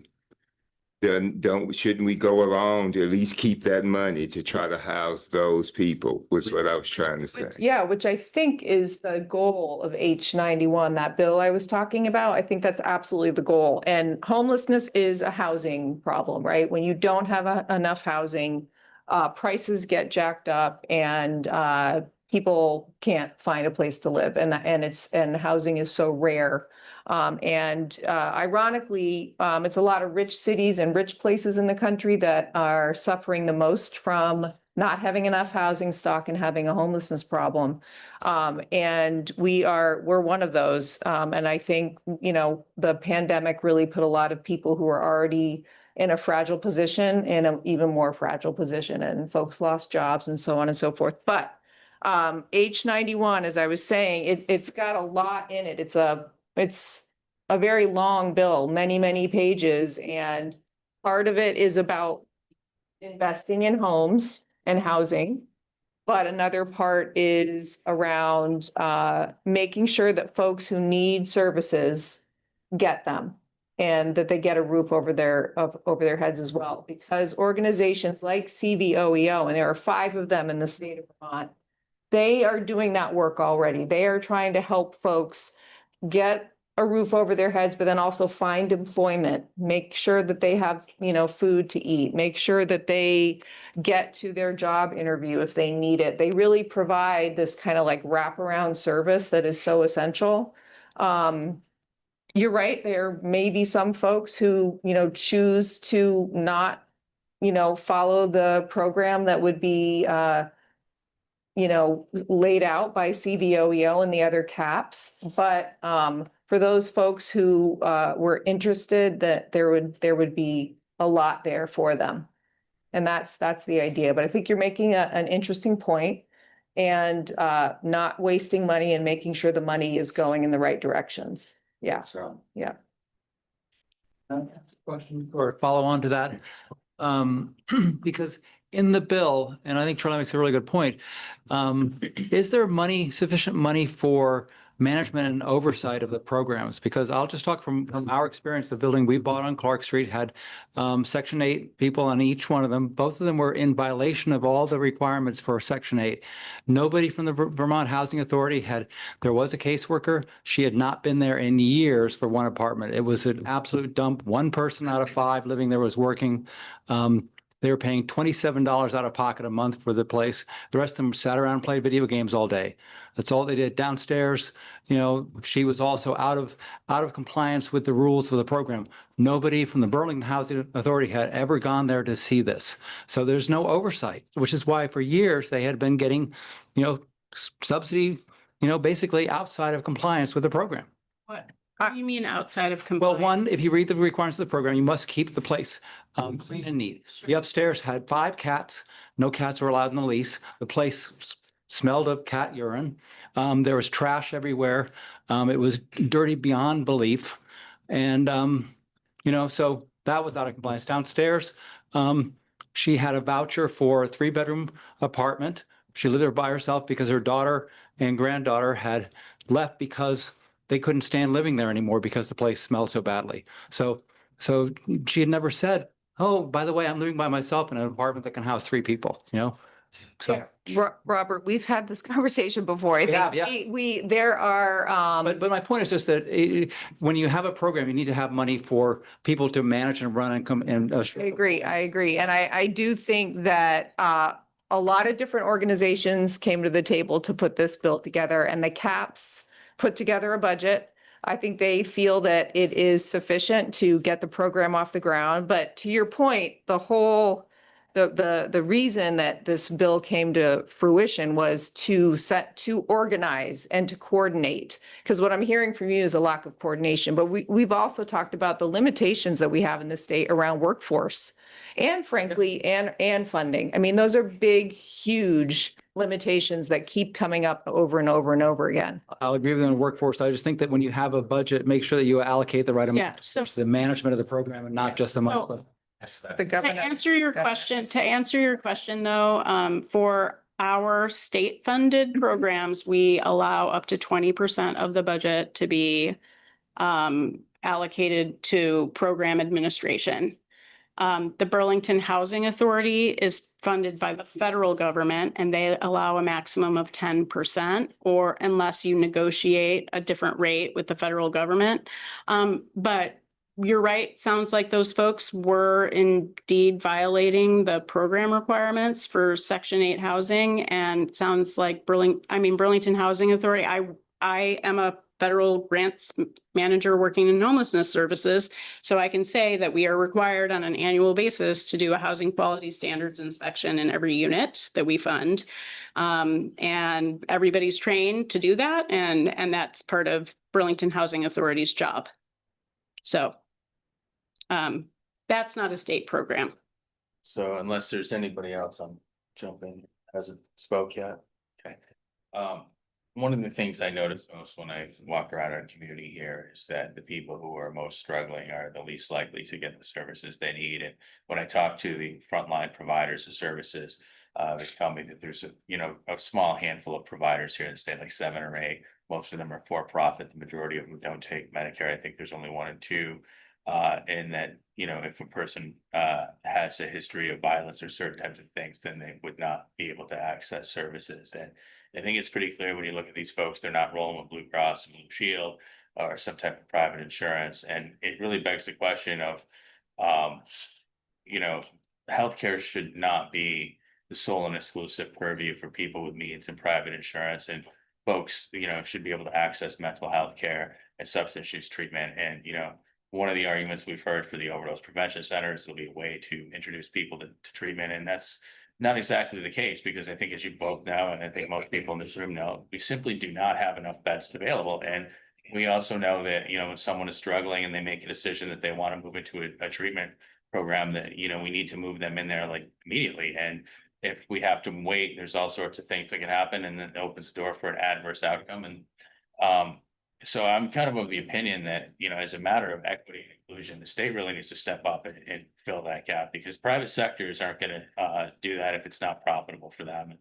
I haven't really heard any kind of serious conversation about reestablishing a state hospital or a secure residential facility or some other thing to provide those types of services. And then hearing the comments of the other folks on the hotel program, there's not a lot of data on some of that stuff. I'll pivot that in a minute, but a number of folks that are in that program are there because they have an untreated medical condition for which they're unable or unwilling to seek treatment. Agree. And putting them in a hotel without providing those additional services, you're treating the symptom and not the cause. And the Agree. very thing that caused them to lose houselessness is it's just kind of left, to the wind. And I had an opportunity to meet with a couple of your colleagues earlier in the session prior to crossover, and I had some questions. I was kind of surprised because I wanted to know how many people lost housing because they couldn't pay the rent. How many lost housing because they couldn't pay the mortgage? How many lost housing due to natural disaster? How many people lost housing because they split up with their domestic partners? And I was told we don't have that information. All we can tell you is that nearly 70% of unhoused are disabled. So I said, great. How many of the 70% have a mental health condition or substance use disorder? Well, again, we can't tell you. That's not true. We have that data. Well, The- it depends the who he was legislature- asking. Yeah, it depends on who you're asking. I was asking another member from Burlington. Okay. You should be asking the Agency of Human Services, because Yeah. they're the ones who run all those programs. They Yeah. have all the data. Well, and then separate from that, there's the Balance of State Continuum of Care and the Chittenden County Homeless Alliance, which is the Chittenden County Continuum of Care that manages the homeless management information system, which is where all of that data is gathered. In fact, the state doesn't even gather that data itself. It's gathered by nonprofit community-based providers across the state who are serving folks and doing coordinated entry intake. And so we do have that data. It's on the Institute for Community Alliance's website. It would be helpful if folks in Mount Airy gotta be able to, I think there's some misperceptions in that regard, but I'm taking on faith when I speak to a legislature, they give me information, it's gonna be factual, so I'll certainly follow up with that particular Government's number. job. I think on the whole, our approach to this issue needs to be readjusted in that we wait essentially to people be out on the streets to try to help them. And if you have resources, well, you've got resources, you have to use them up. And it's like, we need to stop focusing on trying to fix houselessness, and we need to pivot and start trying to prevent houselessness. And, when people like me and those who work in the service industry, the bartenders, the waiters in the service, who are living with roommates because they can't afford to live on their own and they're struggling to pay the rent, and they see folks that are, got issues going on, getting put up in a hotel for free, they're asking the question like, who's taking to help me? What's there for me? And I hear, well, we have a rent stabilization program. Same member was supposed to post some information on the Front Porch Forum. Haven't seen that yet either. But the reality is, when you had the income came in, from the various fees, I think it was 100 million thereabouts that was above and beyond from what I recall reading, from the appropriation. The budget Or adjustment. additional revenue. Yeah, there was Yeah. additional revenues, and I think a lot of it went to homeowners, and it's like, what are you doing for those of us who rent? We didn't end up passing a budget. I understand that. But yes, you're right. We did have excess revenue over the last year, and we did allocate that in our budget to pay down property taxpayers, property. Question is, tax what is the rates. legislature doing to help the majority of people in Burlington who actually rent and who are struggling to get by? Yeah, I mean, our total investment in affordable housing and homelessness services is around 100 million annually total. The state. And, the other thing I would also point out too, is when we also, I think, need to move to a more equitable and inclusive service delivery model, and that takes a more of a regionalized approach. I think it's really unfair that we have people who are struggling. That's H90. Yeah, with, various transportation challenges or other barriers to access to really say, well, you be coming to Burlington to get services. And it seems like we should be able to provide, mobile services or something in the communities where they live at the point of need. So as to not, impose additional barriers to access that. But it just seems like if you're For medical care, Chris? Pardon? For medical care or? Like substance use. Yeah, Treatment and. folks that have limited financial means and, Yeah. that may be on Medicaid, if they have anything at all, the police most impact are the least likely to get services, and we don't Yeah. seem like we have that means. No, I do agree. I'm really familiar with the laws around this. There are Medicaid, for example, does not provide, it's not an eligible cost to, do inpatient substance use treatment, for example. Most private insurances won't cover inpatient substance use treatment. That will only cover outpatient substance use treatment. We did expand Medicaid this year to include inpatient substance use treatment for Medicaid recipients. We'll see how long that lasts after the budget passes at the federal level. And honestly, Chris, there was part of the transportation bill really dealt very directly with making sure folks get transportation to healthcare and services that, Yeah. especially in the rural parts of Vermont, that wouldn't otherwise be able to get those. That, a lot of what we see, no matter what the issue is, kind of framed as some type of binary choice, and we're kind Yeah. of thinking about Yes. I agree. I totally someone agree. is, engaging in behavior that's causing harm to the community, and it's determined that, well, the behavior is being treated by an untreated medical condition, well, let's try to get them out. But I think what a lot of folks may not realize is that a patient has a legal right to refuse treatment. A number of them have, and not coincidentally, the folks that are causing the most trouble here in Burlington are also known to be quote unquote service resistant. So if you say, well, they don't want to go to treatment, well, fine, we'll send you to jail. It's like, well, that's not really a great option either, because maybe they get clean and they get their stuff back together, while they're incarcerated, but then they come out, they have a criminal conviction, they're gonna have barriers to getting housing, they have barriers to education.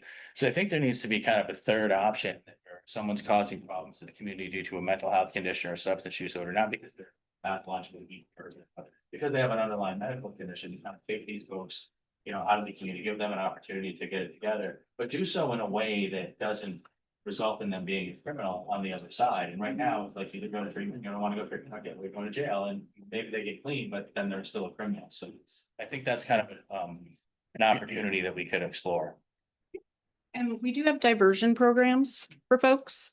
I'll say though that, all of these programs that try to get upstream of the problem are underfunded based upon the need. For example, we could use a significant number of substance use disorder treatment beds. We again, short, I'd say probably about 1,000. And those beds cost about $250,000 each to develop. So it's a lot of money to provide services. It costs a lot of money. And so we have chosen as a state to put a little bit more investment into those kind of resources every year. But it's like a drop in the bucket compared to the need. And we are experiencing the consequences of those policy choices right now. in Burlington and other places. Yes, well, unless you guys want to make some parting comments, we'll wrap it up and we'll move into presentation from Council Meekes or. Education, should we, I mean. Yeah, I think that's probably a big one. We could give like a couple minutes on that, and I understand that that's still being worked through. Yeah, we'll come back June 16th and 17th to see the work that the House Conference Committee members have done. But I will say for folks who live in Burlington, I anticipate, and I'm sure you would agree and could say more about it because you've been, Senator Gulick is on the Senate Finance Committee, so is deeply involved in the education bill, has been deeply involved. But I believe that the bill that we pass has the potential to do a significant amount of harm to the Burlington School District. Which bill? Which one? H 454. Yeah, but which version? Oh, any All of them. All of them? Okay. Well, the House version, I think could have Yeah. Been okay. been okay, but we never got to see modeling Yeah. for the House version, but I do think it would have at least probably done no harm. But there are just a range of impacts that the bill that we are likely going to pass is going to have on Burlington School District. I think it has the potential to lower taxes in Burlington, but it'll also lower how much we spend on our schools. Yeah. So, but I do not know what the fate of that bill is gonna be. It ended abruptly and, I honestly really don't know. There's, it's not a very good bill. It's not a very, it wasn't properly done because education policy is very complex, complicated, and obviously far-reaching. And to try to put everything into a bill that you've cooked up over a matter of a month or so is, to my mind, ridiculous. So I won't mince my words. I think it's not the right way to do education reform. Yeah. So, I would say H 454, I think is a very irresponsible piece of legislation.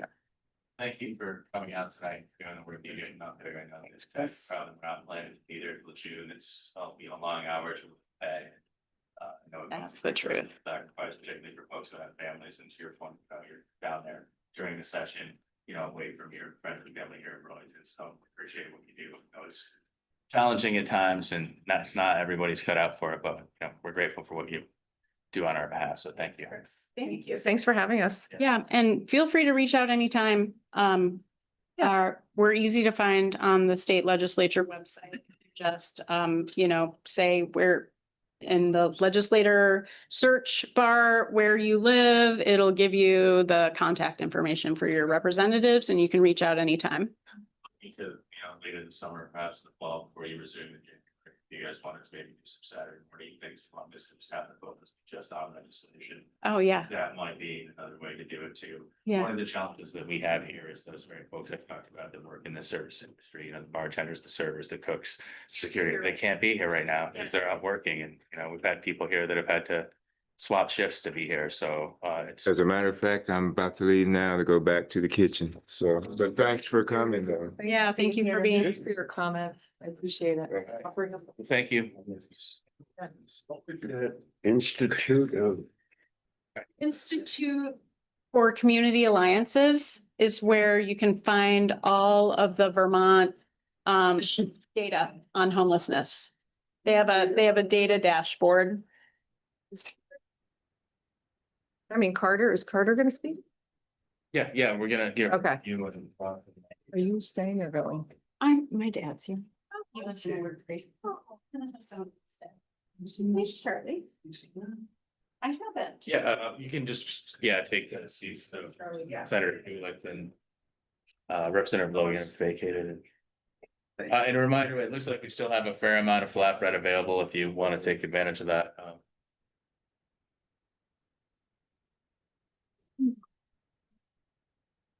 There's another chair you could put.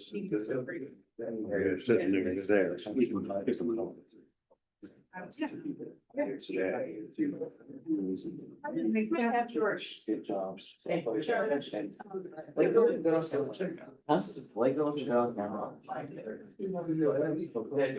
us look very good on camera.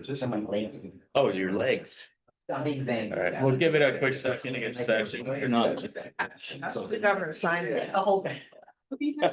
That's a bit. Well, I guess, take a. Fine, we have. No idea that BAJ was at a building they were handling that badly. I thought I knew what level they were working at. Right there. All right, everyone, I'll try to get everything back up. To introduce, City Councilor Carter Newbeezer from Ward 1 and Jonathan Chapel Sokol from the Ward 1 NPA. They will be a joint presentation tonight. Well, thank you for having us all. Yeah, my name's, Thank you for being flexible with the agenda. no, yeah. No, thanks for. Jonathan bumped me and I was like, oh, I've got to get to this meeting. I almost forgot.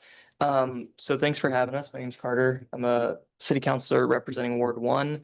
And I'm Jonathan Chapel Sokol, who's on the steering committee for Ward 1. so we have been working on a resolution. It has to do with the relationship between the city and the NPAs. Chris was on part of the group that helped craft it. And so we're going around to all these different NPAs talking about it. So we want to run through that resolution, talk a little bit about the context of why we think it's important and why we sort of spent the time to do it. And then walk through some practical implications of it. And then ask you all if you are supportive, essentially. And it's not, we don't necessarily want to get into like wordsmithing every line because we're going to every NPA and that would be a nightmare logistically.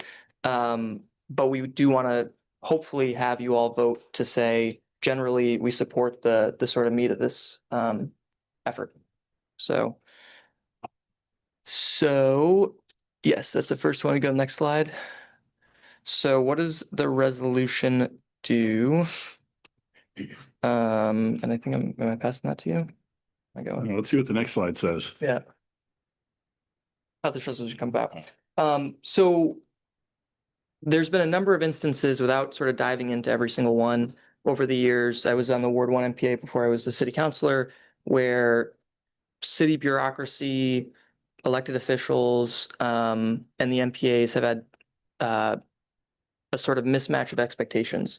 So, you'll have a city department come to an NPA, thinking that they can do XYZ or like hoping to get XYZ information out of that body. It doesn't always match up with reality and vice versa.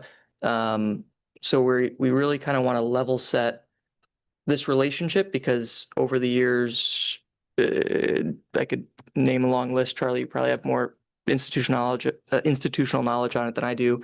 There's been periods of distrust, periods of sort of not as effective a relationship as maybe we could have in how we get information out as a city to the NPAs and understanding, making sure that elected officials and bureaucrats are educated on the value that the NPAs could provide in helping run the city.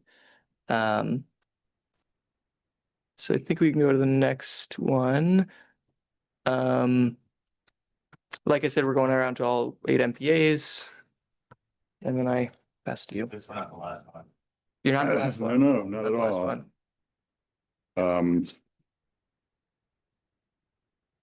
So I think Carter's kind of gone through. We're going to tell you a little bit about this, but we would like your support or non-support on this by the end so that we can aggregate it, go back to either the CDNR or directly to City Council for approval of this. So it becomes a more formal city document. Am I allowed to ask a question, Chris? Real quick. Jonathan Carter,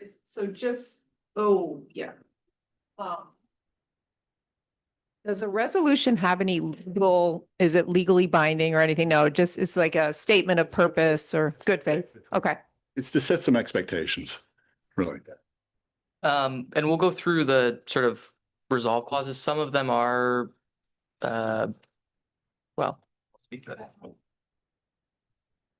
Yeah, why don't we go there right now? I mean, just to cut to the chase. So you've got the document in front of you. It's got a bunch of whereases as they do.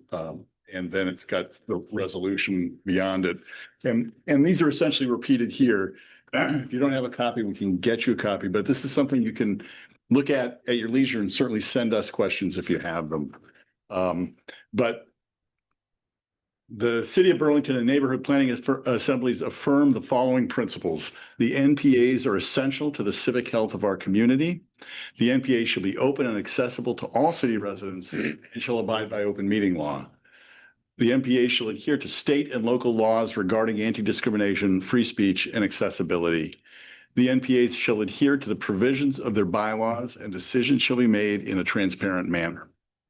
NPA shall expend funds allocated to them by the city council in a manner consistent with the city's terms, conditions, and restrictions. And just if I can digress for 1 second there, I just today got a reimbursement request rejected because I was told I didn't do that, and I accepted. It's all right.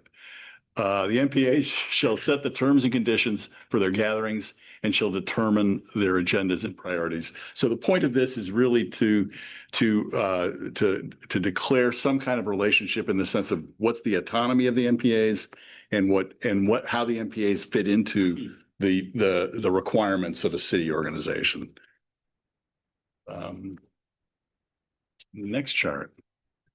The CEDO office shall develop a standardized process in collaboration with the NPAs by which each NPA can communicate a list of annual priorities to the city council and city administration. The point of this is that each NPA on a yearly basis can provide the city council with a list, a small list of things that are so important that the city council really needs to go out to the NPAs or the specific NPA for consultation. It's not, of course, it's not a requirement. The city council can do anything city council wants to, but it's kind of an agreement that this would happen. So, for example, the Ward 1 example is anytime the city and the University of Vermont want to talk about a development MOU, it needs to come to the Ward 1 NPA first, because there's a lot of people in Ward 1 who care a lot about the relationship between the university and the city from a housing standpoint. I mean, specifically from a housing standpoint. So that would be one that we would ask the city council not to move forward until they've actually had a conversation. I'm guessing Ward 3 would, has a bunch of stuff on their list that they would want to do. CEDO will consult with other relevant city staff to develop easily understood materials that outline the legal requirements of the NPAs. Consult with other relevant city staff to review and update these materials as needed, but no less than every 3 calendar years. So this is a process by which CEDO would create training materials for NPAs. What is the minimum required things that an NPA should be doing to be consistent with the requirements of the city. Collaborate with NPAs and other relevant city staff to ensure NPAs understand the legal requirements of the NPAs, and include a representative chosen by the NPAs to serve on hiring committees for staff roles predominantly focused on supporting and liaising with the NPAs. And we're in a position right now where it would be nice to have this documented with the city, because there will be a search for somebody to replace Shani, I assume, right? I assume. You must hope as well. Okay, next slide. So now on the council side, because we talked about sort of the NPA side, hopefully the council will pass this, and I hope it's unanimous. The city council acknowledges and agrees that the NPAs play an important role in the city's deliberative process, that the advice and counsel received from residents at NPA meetings is valuable and important to the city's decision-making process, and that individual city councilors should be encouraged to regularly attend NPA meetings in their respective ward or district. So acknowledgement from one of the stakeholders in this conversation that we understand the value of engaging at the NPAs. The NPAs aren't perfect. We talk about all the time at Ward 1, how we know exactly the folks who aren't in the room, right? Like the Hill section, folks who own homes, folks who are a little wealthier, folks who are retired. tend to be overrepresented in Ward 1. We have huge immigrant populations. We have a couple major affordable housing developments in Ward 1, and that's underrepresented. So with full acknowledgement that this is a sort of imperfect, ever evolving sort of system, this is what we have to work with. And this is a great opportunity to engage residents. And so we want to acknowledge that and sort of level set there. So we can go to the next one. The city council shall endeavor in good faith to consult with each NPA. And this is, before I read these, we, as Chris knows, got into starting to like create a laundry list of like specific issues. And then we realized quickly that, to Jonathan's point, what Ward 1 might want to focus on versus one, might be more top of mind for Ward 3 or Ward 8 or whatever, will be different. And that's okay. And that it makes sense that they would be different. And so rather than trying to sort of list every issue, we tried to create some containers, so to speak, or categories. So issues that impact NPA governance and structure before proceeding with resolutions and ordinances. We've run into this in the past few years. Issues that disproportionately impact a particular area of the city. So in Ward 1, our example is always Szymanska Park. If the city, hopefully the city never decides, but if the city decide tomorrow they want to level Szymanska Park, Grove Street residents in Ward 1 are going to have something to say about that. That's not happening. An example, hypothetical.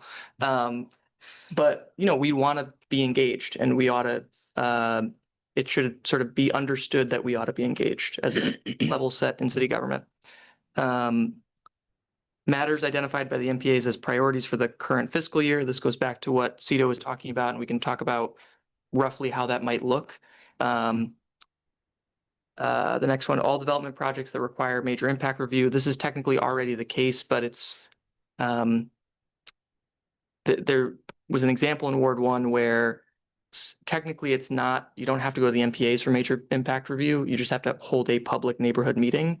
So some developer put signs around Ward 1 saying we're holding a public meeting, and held a public meeting, and then, didn't actually engage in good faith in that sense. So reasserting that in fact needs to go to the NPA. Redistricting changes to ward boundaries and polling places. This is already the case in practice, right? So NPAs, in theory, send somebody. I'm being ineloquent because I'm exhausted, but there's a process existing by which all NPAs are represented, and they give input on non-binding input on redistricting and ward boundaries and all that kind of stuff every 10 years or so when the census comes. But that has not necessarily translated into the outcome when we've done redistricting last time. So wanting to reaffirm that value. And then the final one here, proposed charter changes and ballot questions that appear on the annual town meeting day ballot. Again, as sort of encouraging elected officials to be engaging on issues that we're all talking about and thinking about. So we can answer any clarifying questions, I think, is the next step. And then go from there and have some discussion.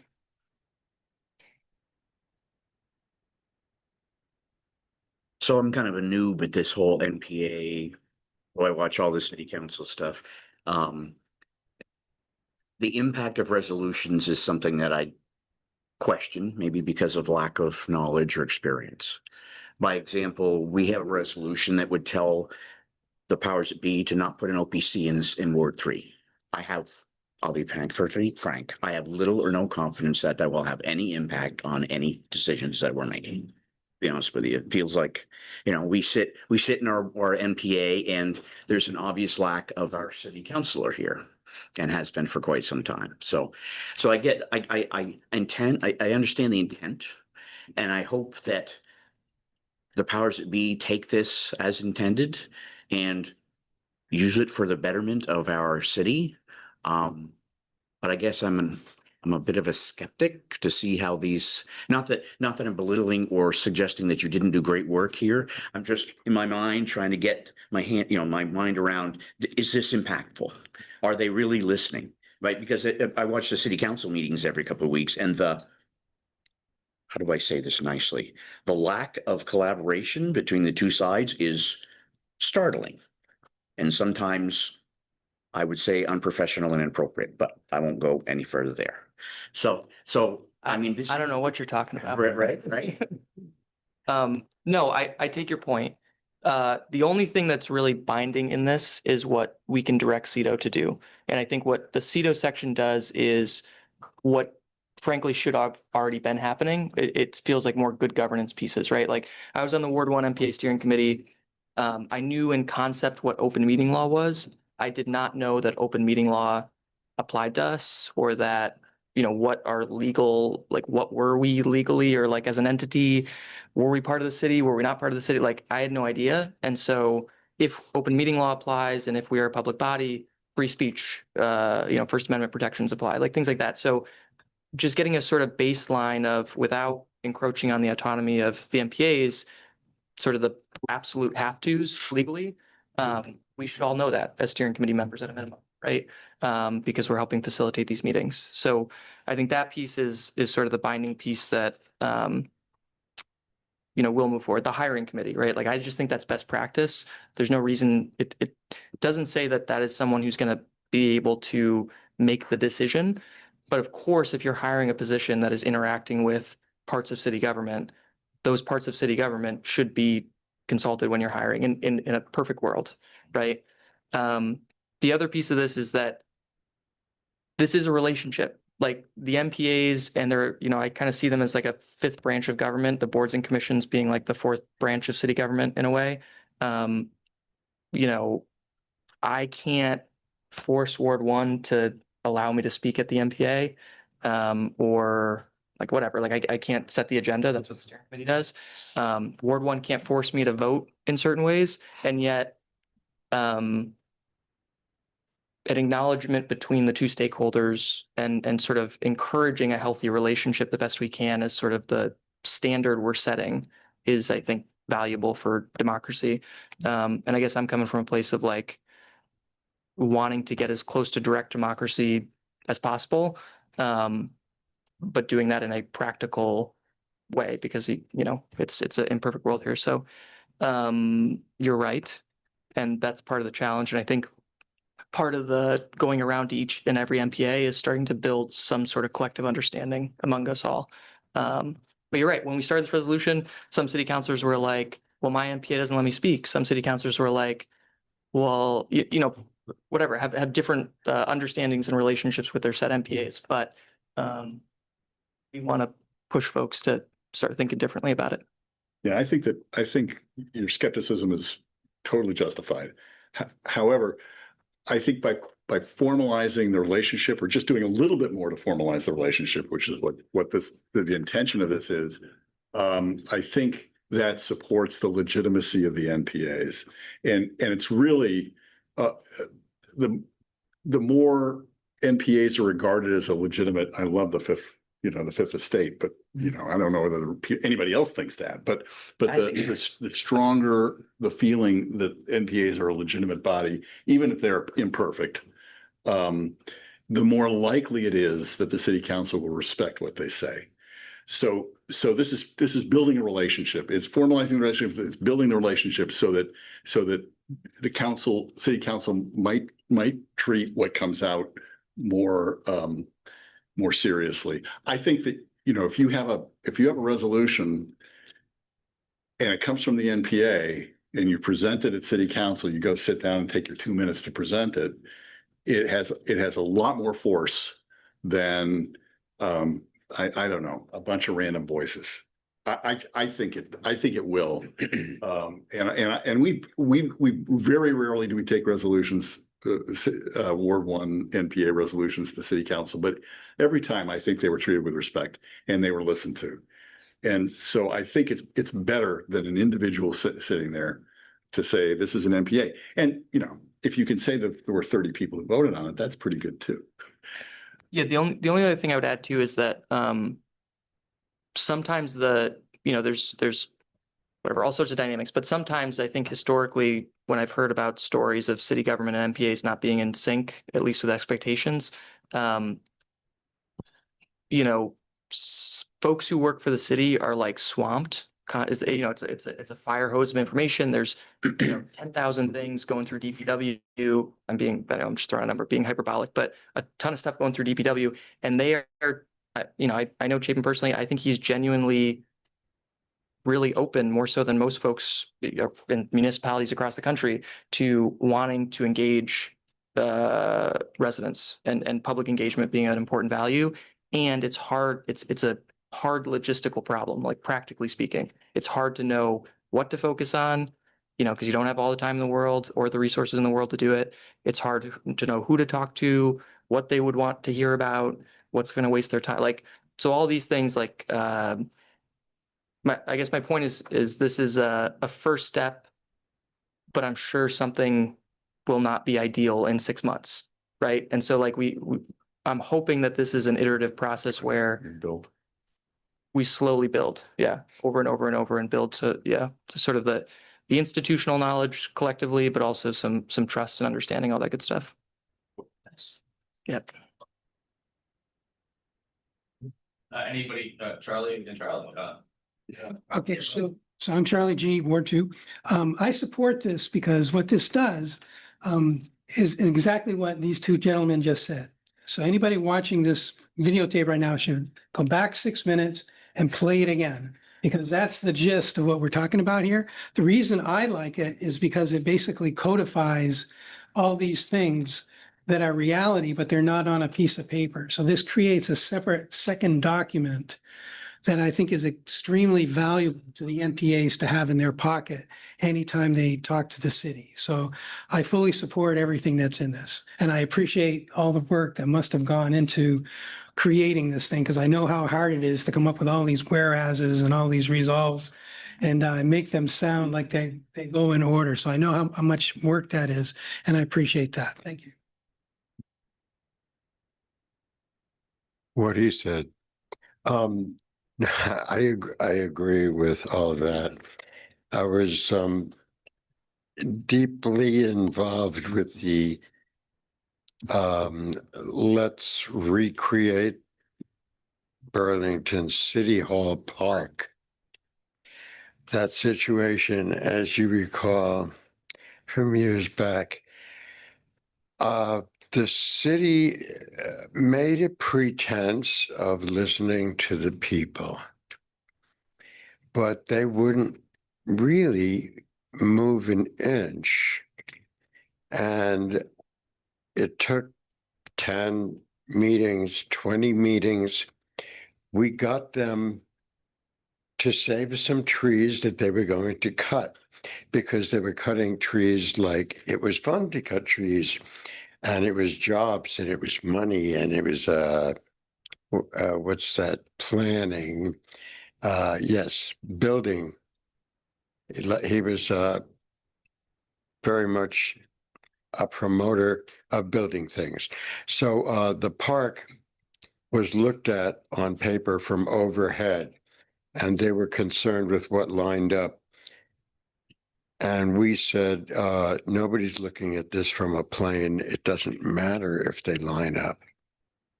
Save the 6 trees you're going to pull down just to straighten the path a little. But there were started out with 50 full-grown trees. Then it was cut down to there's going to be 50 someday. And they saved 20 of the full-grown trees. And believe it or not, 12 of them we had to fight for. But the legend is that they won out over the silly activists. We would say no to anything, and they finally got us out of their hair. But actually, it was a compromise. They just didn't want it to sound like that. So hopefully the city now can accept public input and especially organized public input from the NPAs, because we really should have a say. And we were supposed to have a say about how much of that park was concrete and how much was grass and trees. But they really had it in their mind what they wanted to do before they asked us. And 10 times later, they had hardly budged, that we did save a few trees. So yes, this is great. The NPA should be involved with the council, and it'd be very good if they could understand that the people of the city want to say how the city should go. To some extent, they're not going to hand over millions of dollars, but really, we have to live here. And I'll just leave it at that. Thank you very much. Yes. And I'll just briefly say, you know, I agreed with you on that issue. It's one of the first issues I got involved in because I thought it was way too expensive for a park. But that's ancient history now. This doesn't guarantee, right, that every decision of city government everybody's going to love, or that, you know, if an NPA, if you get 100 people at an NPA, well, if there are 100 people, that'd be wild for an NPA, I think, for most of us, except maybe Ward 2. But whatever, like if the NPA is like, no, you know, the OPC conversation you all had here, it doesn't mean that, you know, the city councilor or elected official is always going to agree. But what I'm hoping that we agree on across the board, regardless of party, political, whatever, ideology, et cetera, is that it ought to be a pretty significant consideration. Like what Ward 1 residents are saying, you know, that's my sort of first consideration. And then I go, okay, like what are the facts that I know that maybe other folks aren't considering? And then, you know, what's my personal inclination is how I try to vote on things. But yeah, it's also an effort to get folks to think about that more. Any other questions on the presentation regarding relationships in the MPAs? Or once, going twice? Well, we're a little ahead of schedule here tonight, about 15 minutes, so. We're kind of like a show of hands, kind of the general sense of support for this. That's possible. I have Ward 3 residents. That's a great word too. That's good. That's all. That's what we need to Go to this left degree, I I guess. think folks, So did you want anybody else an opportunity to have any comments about that?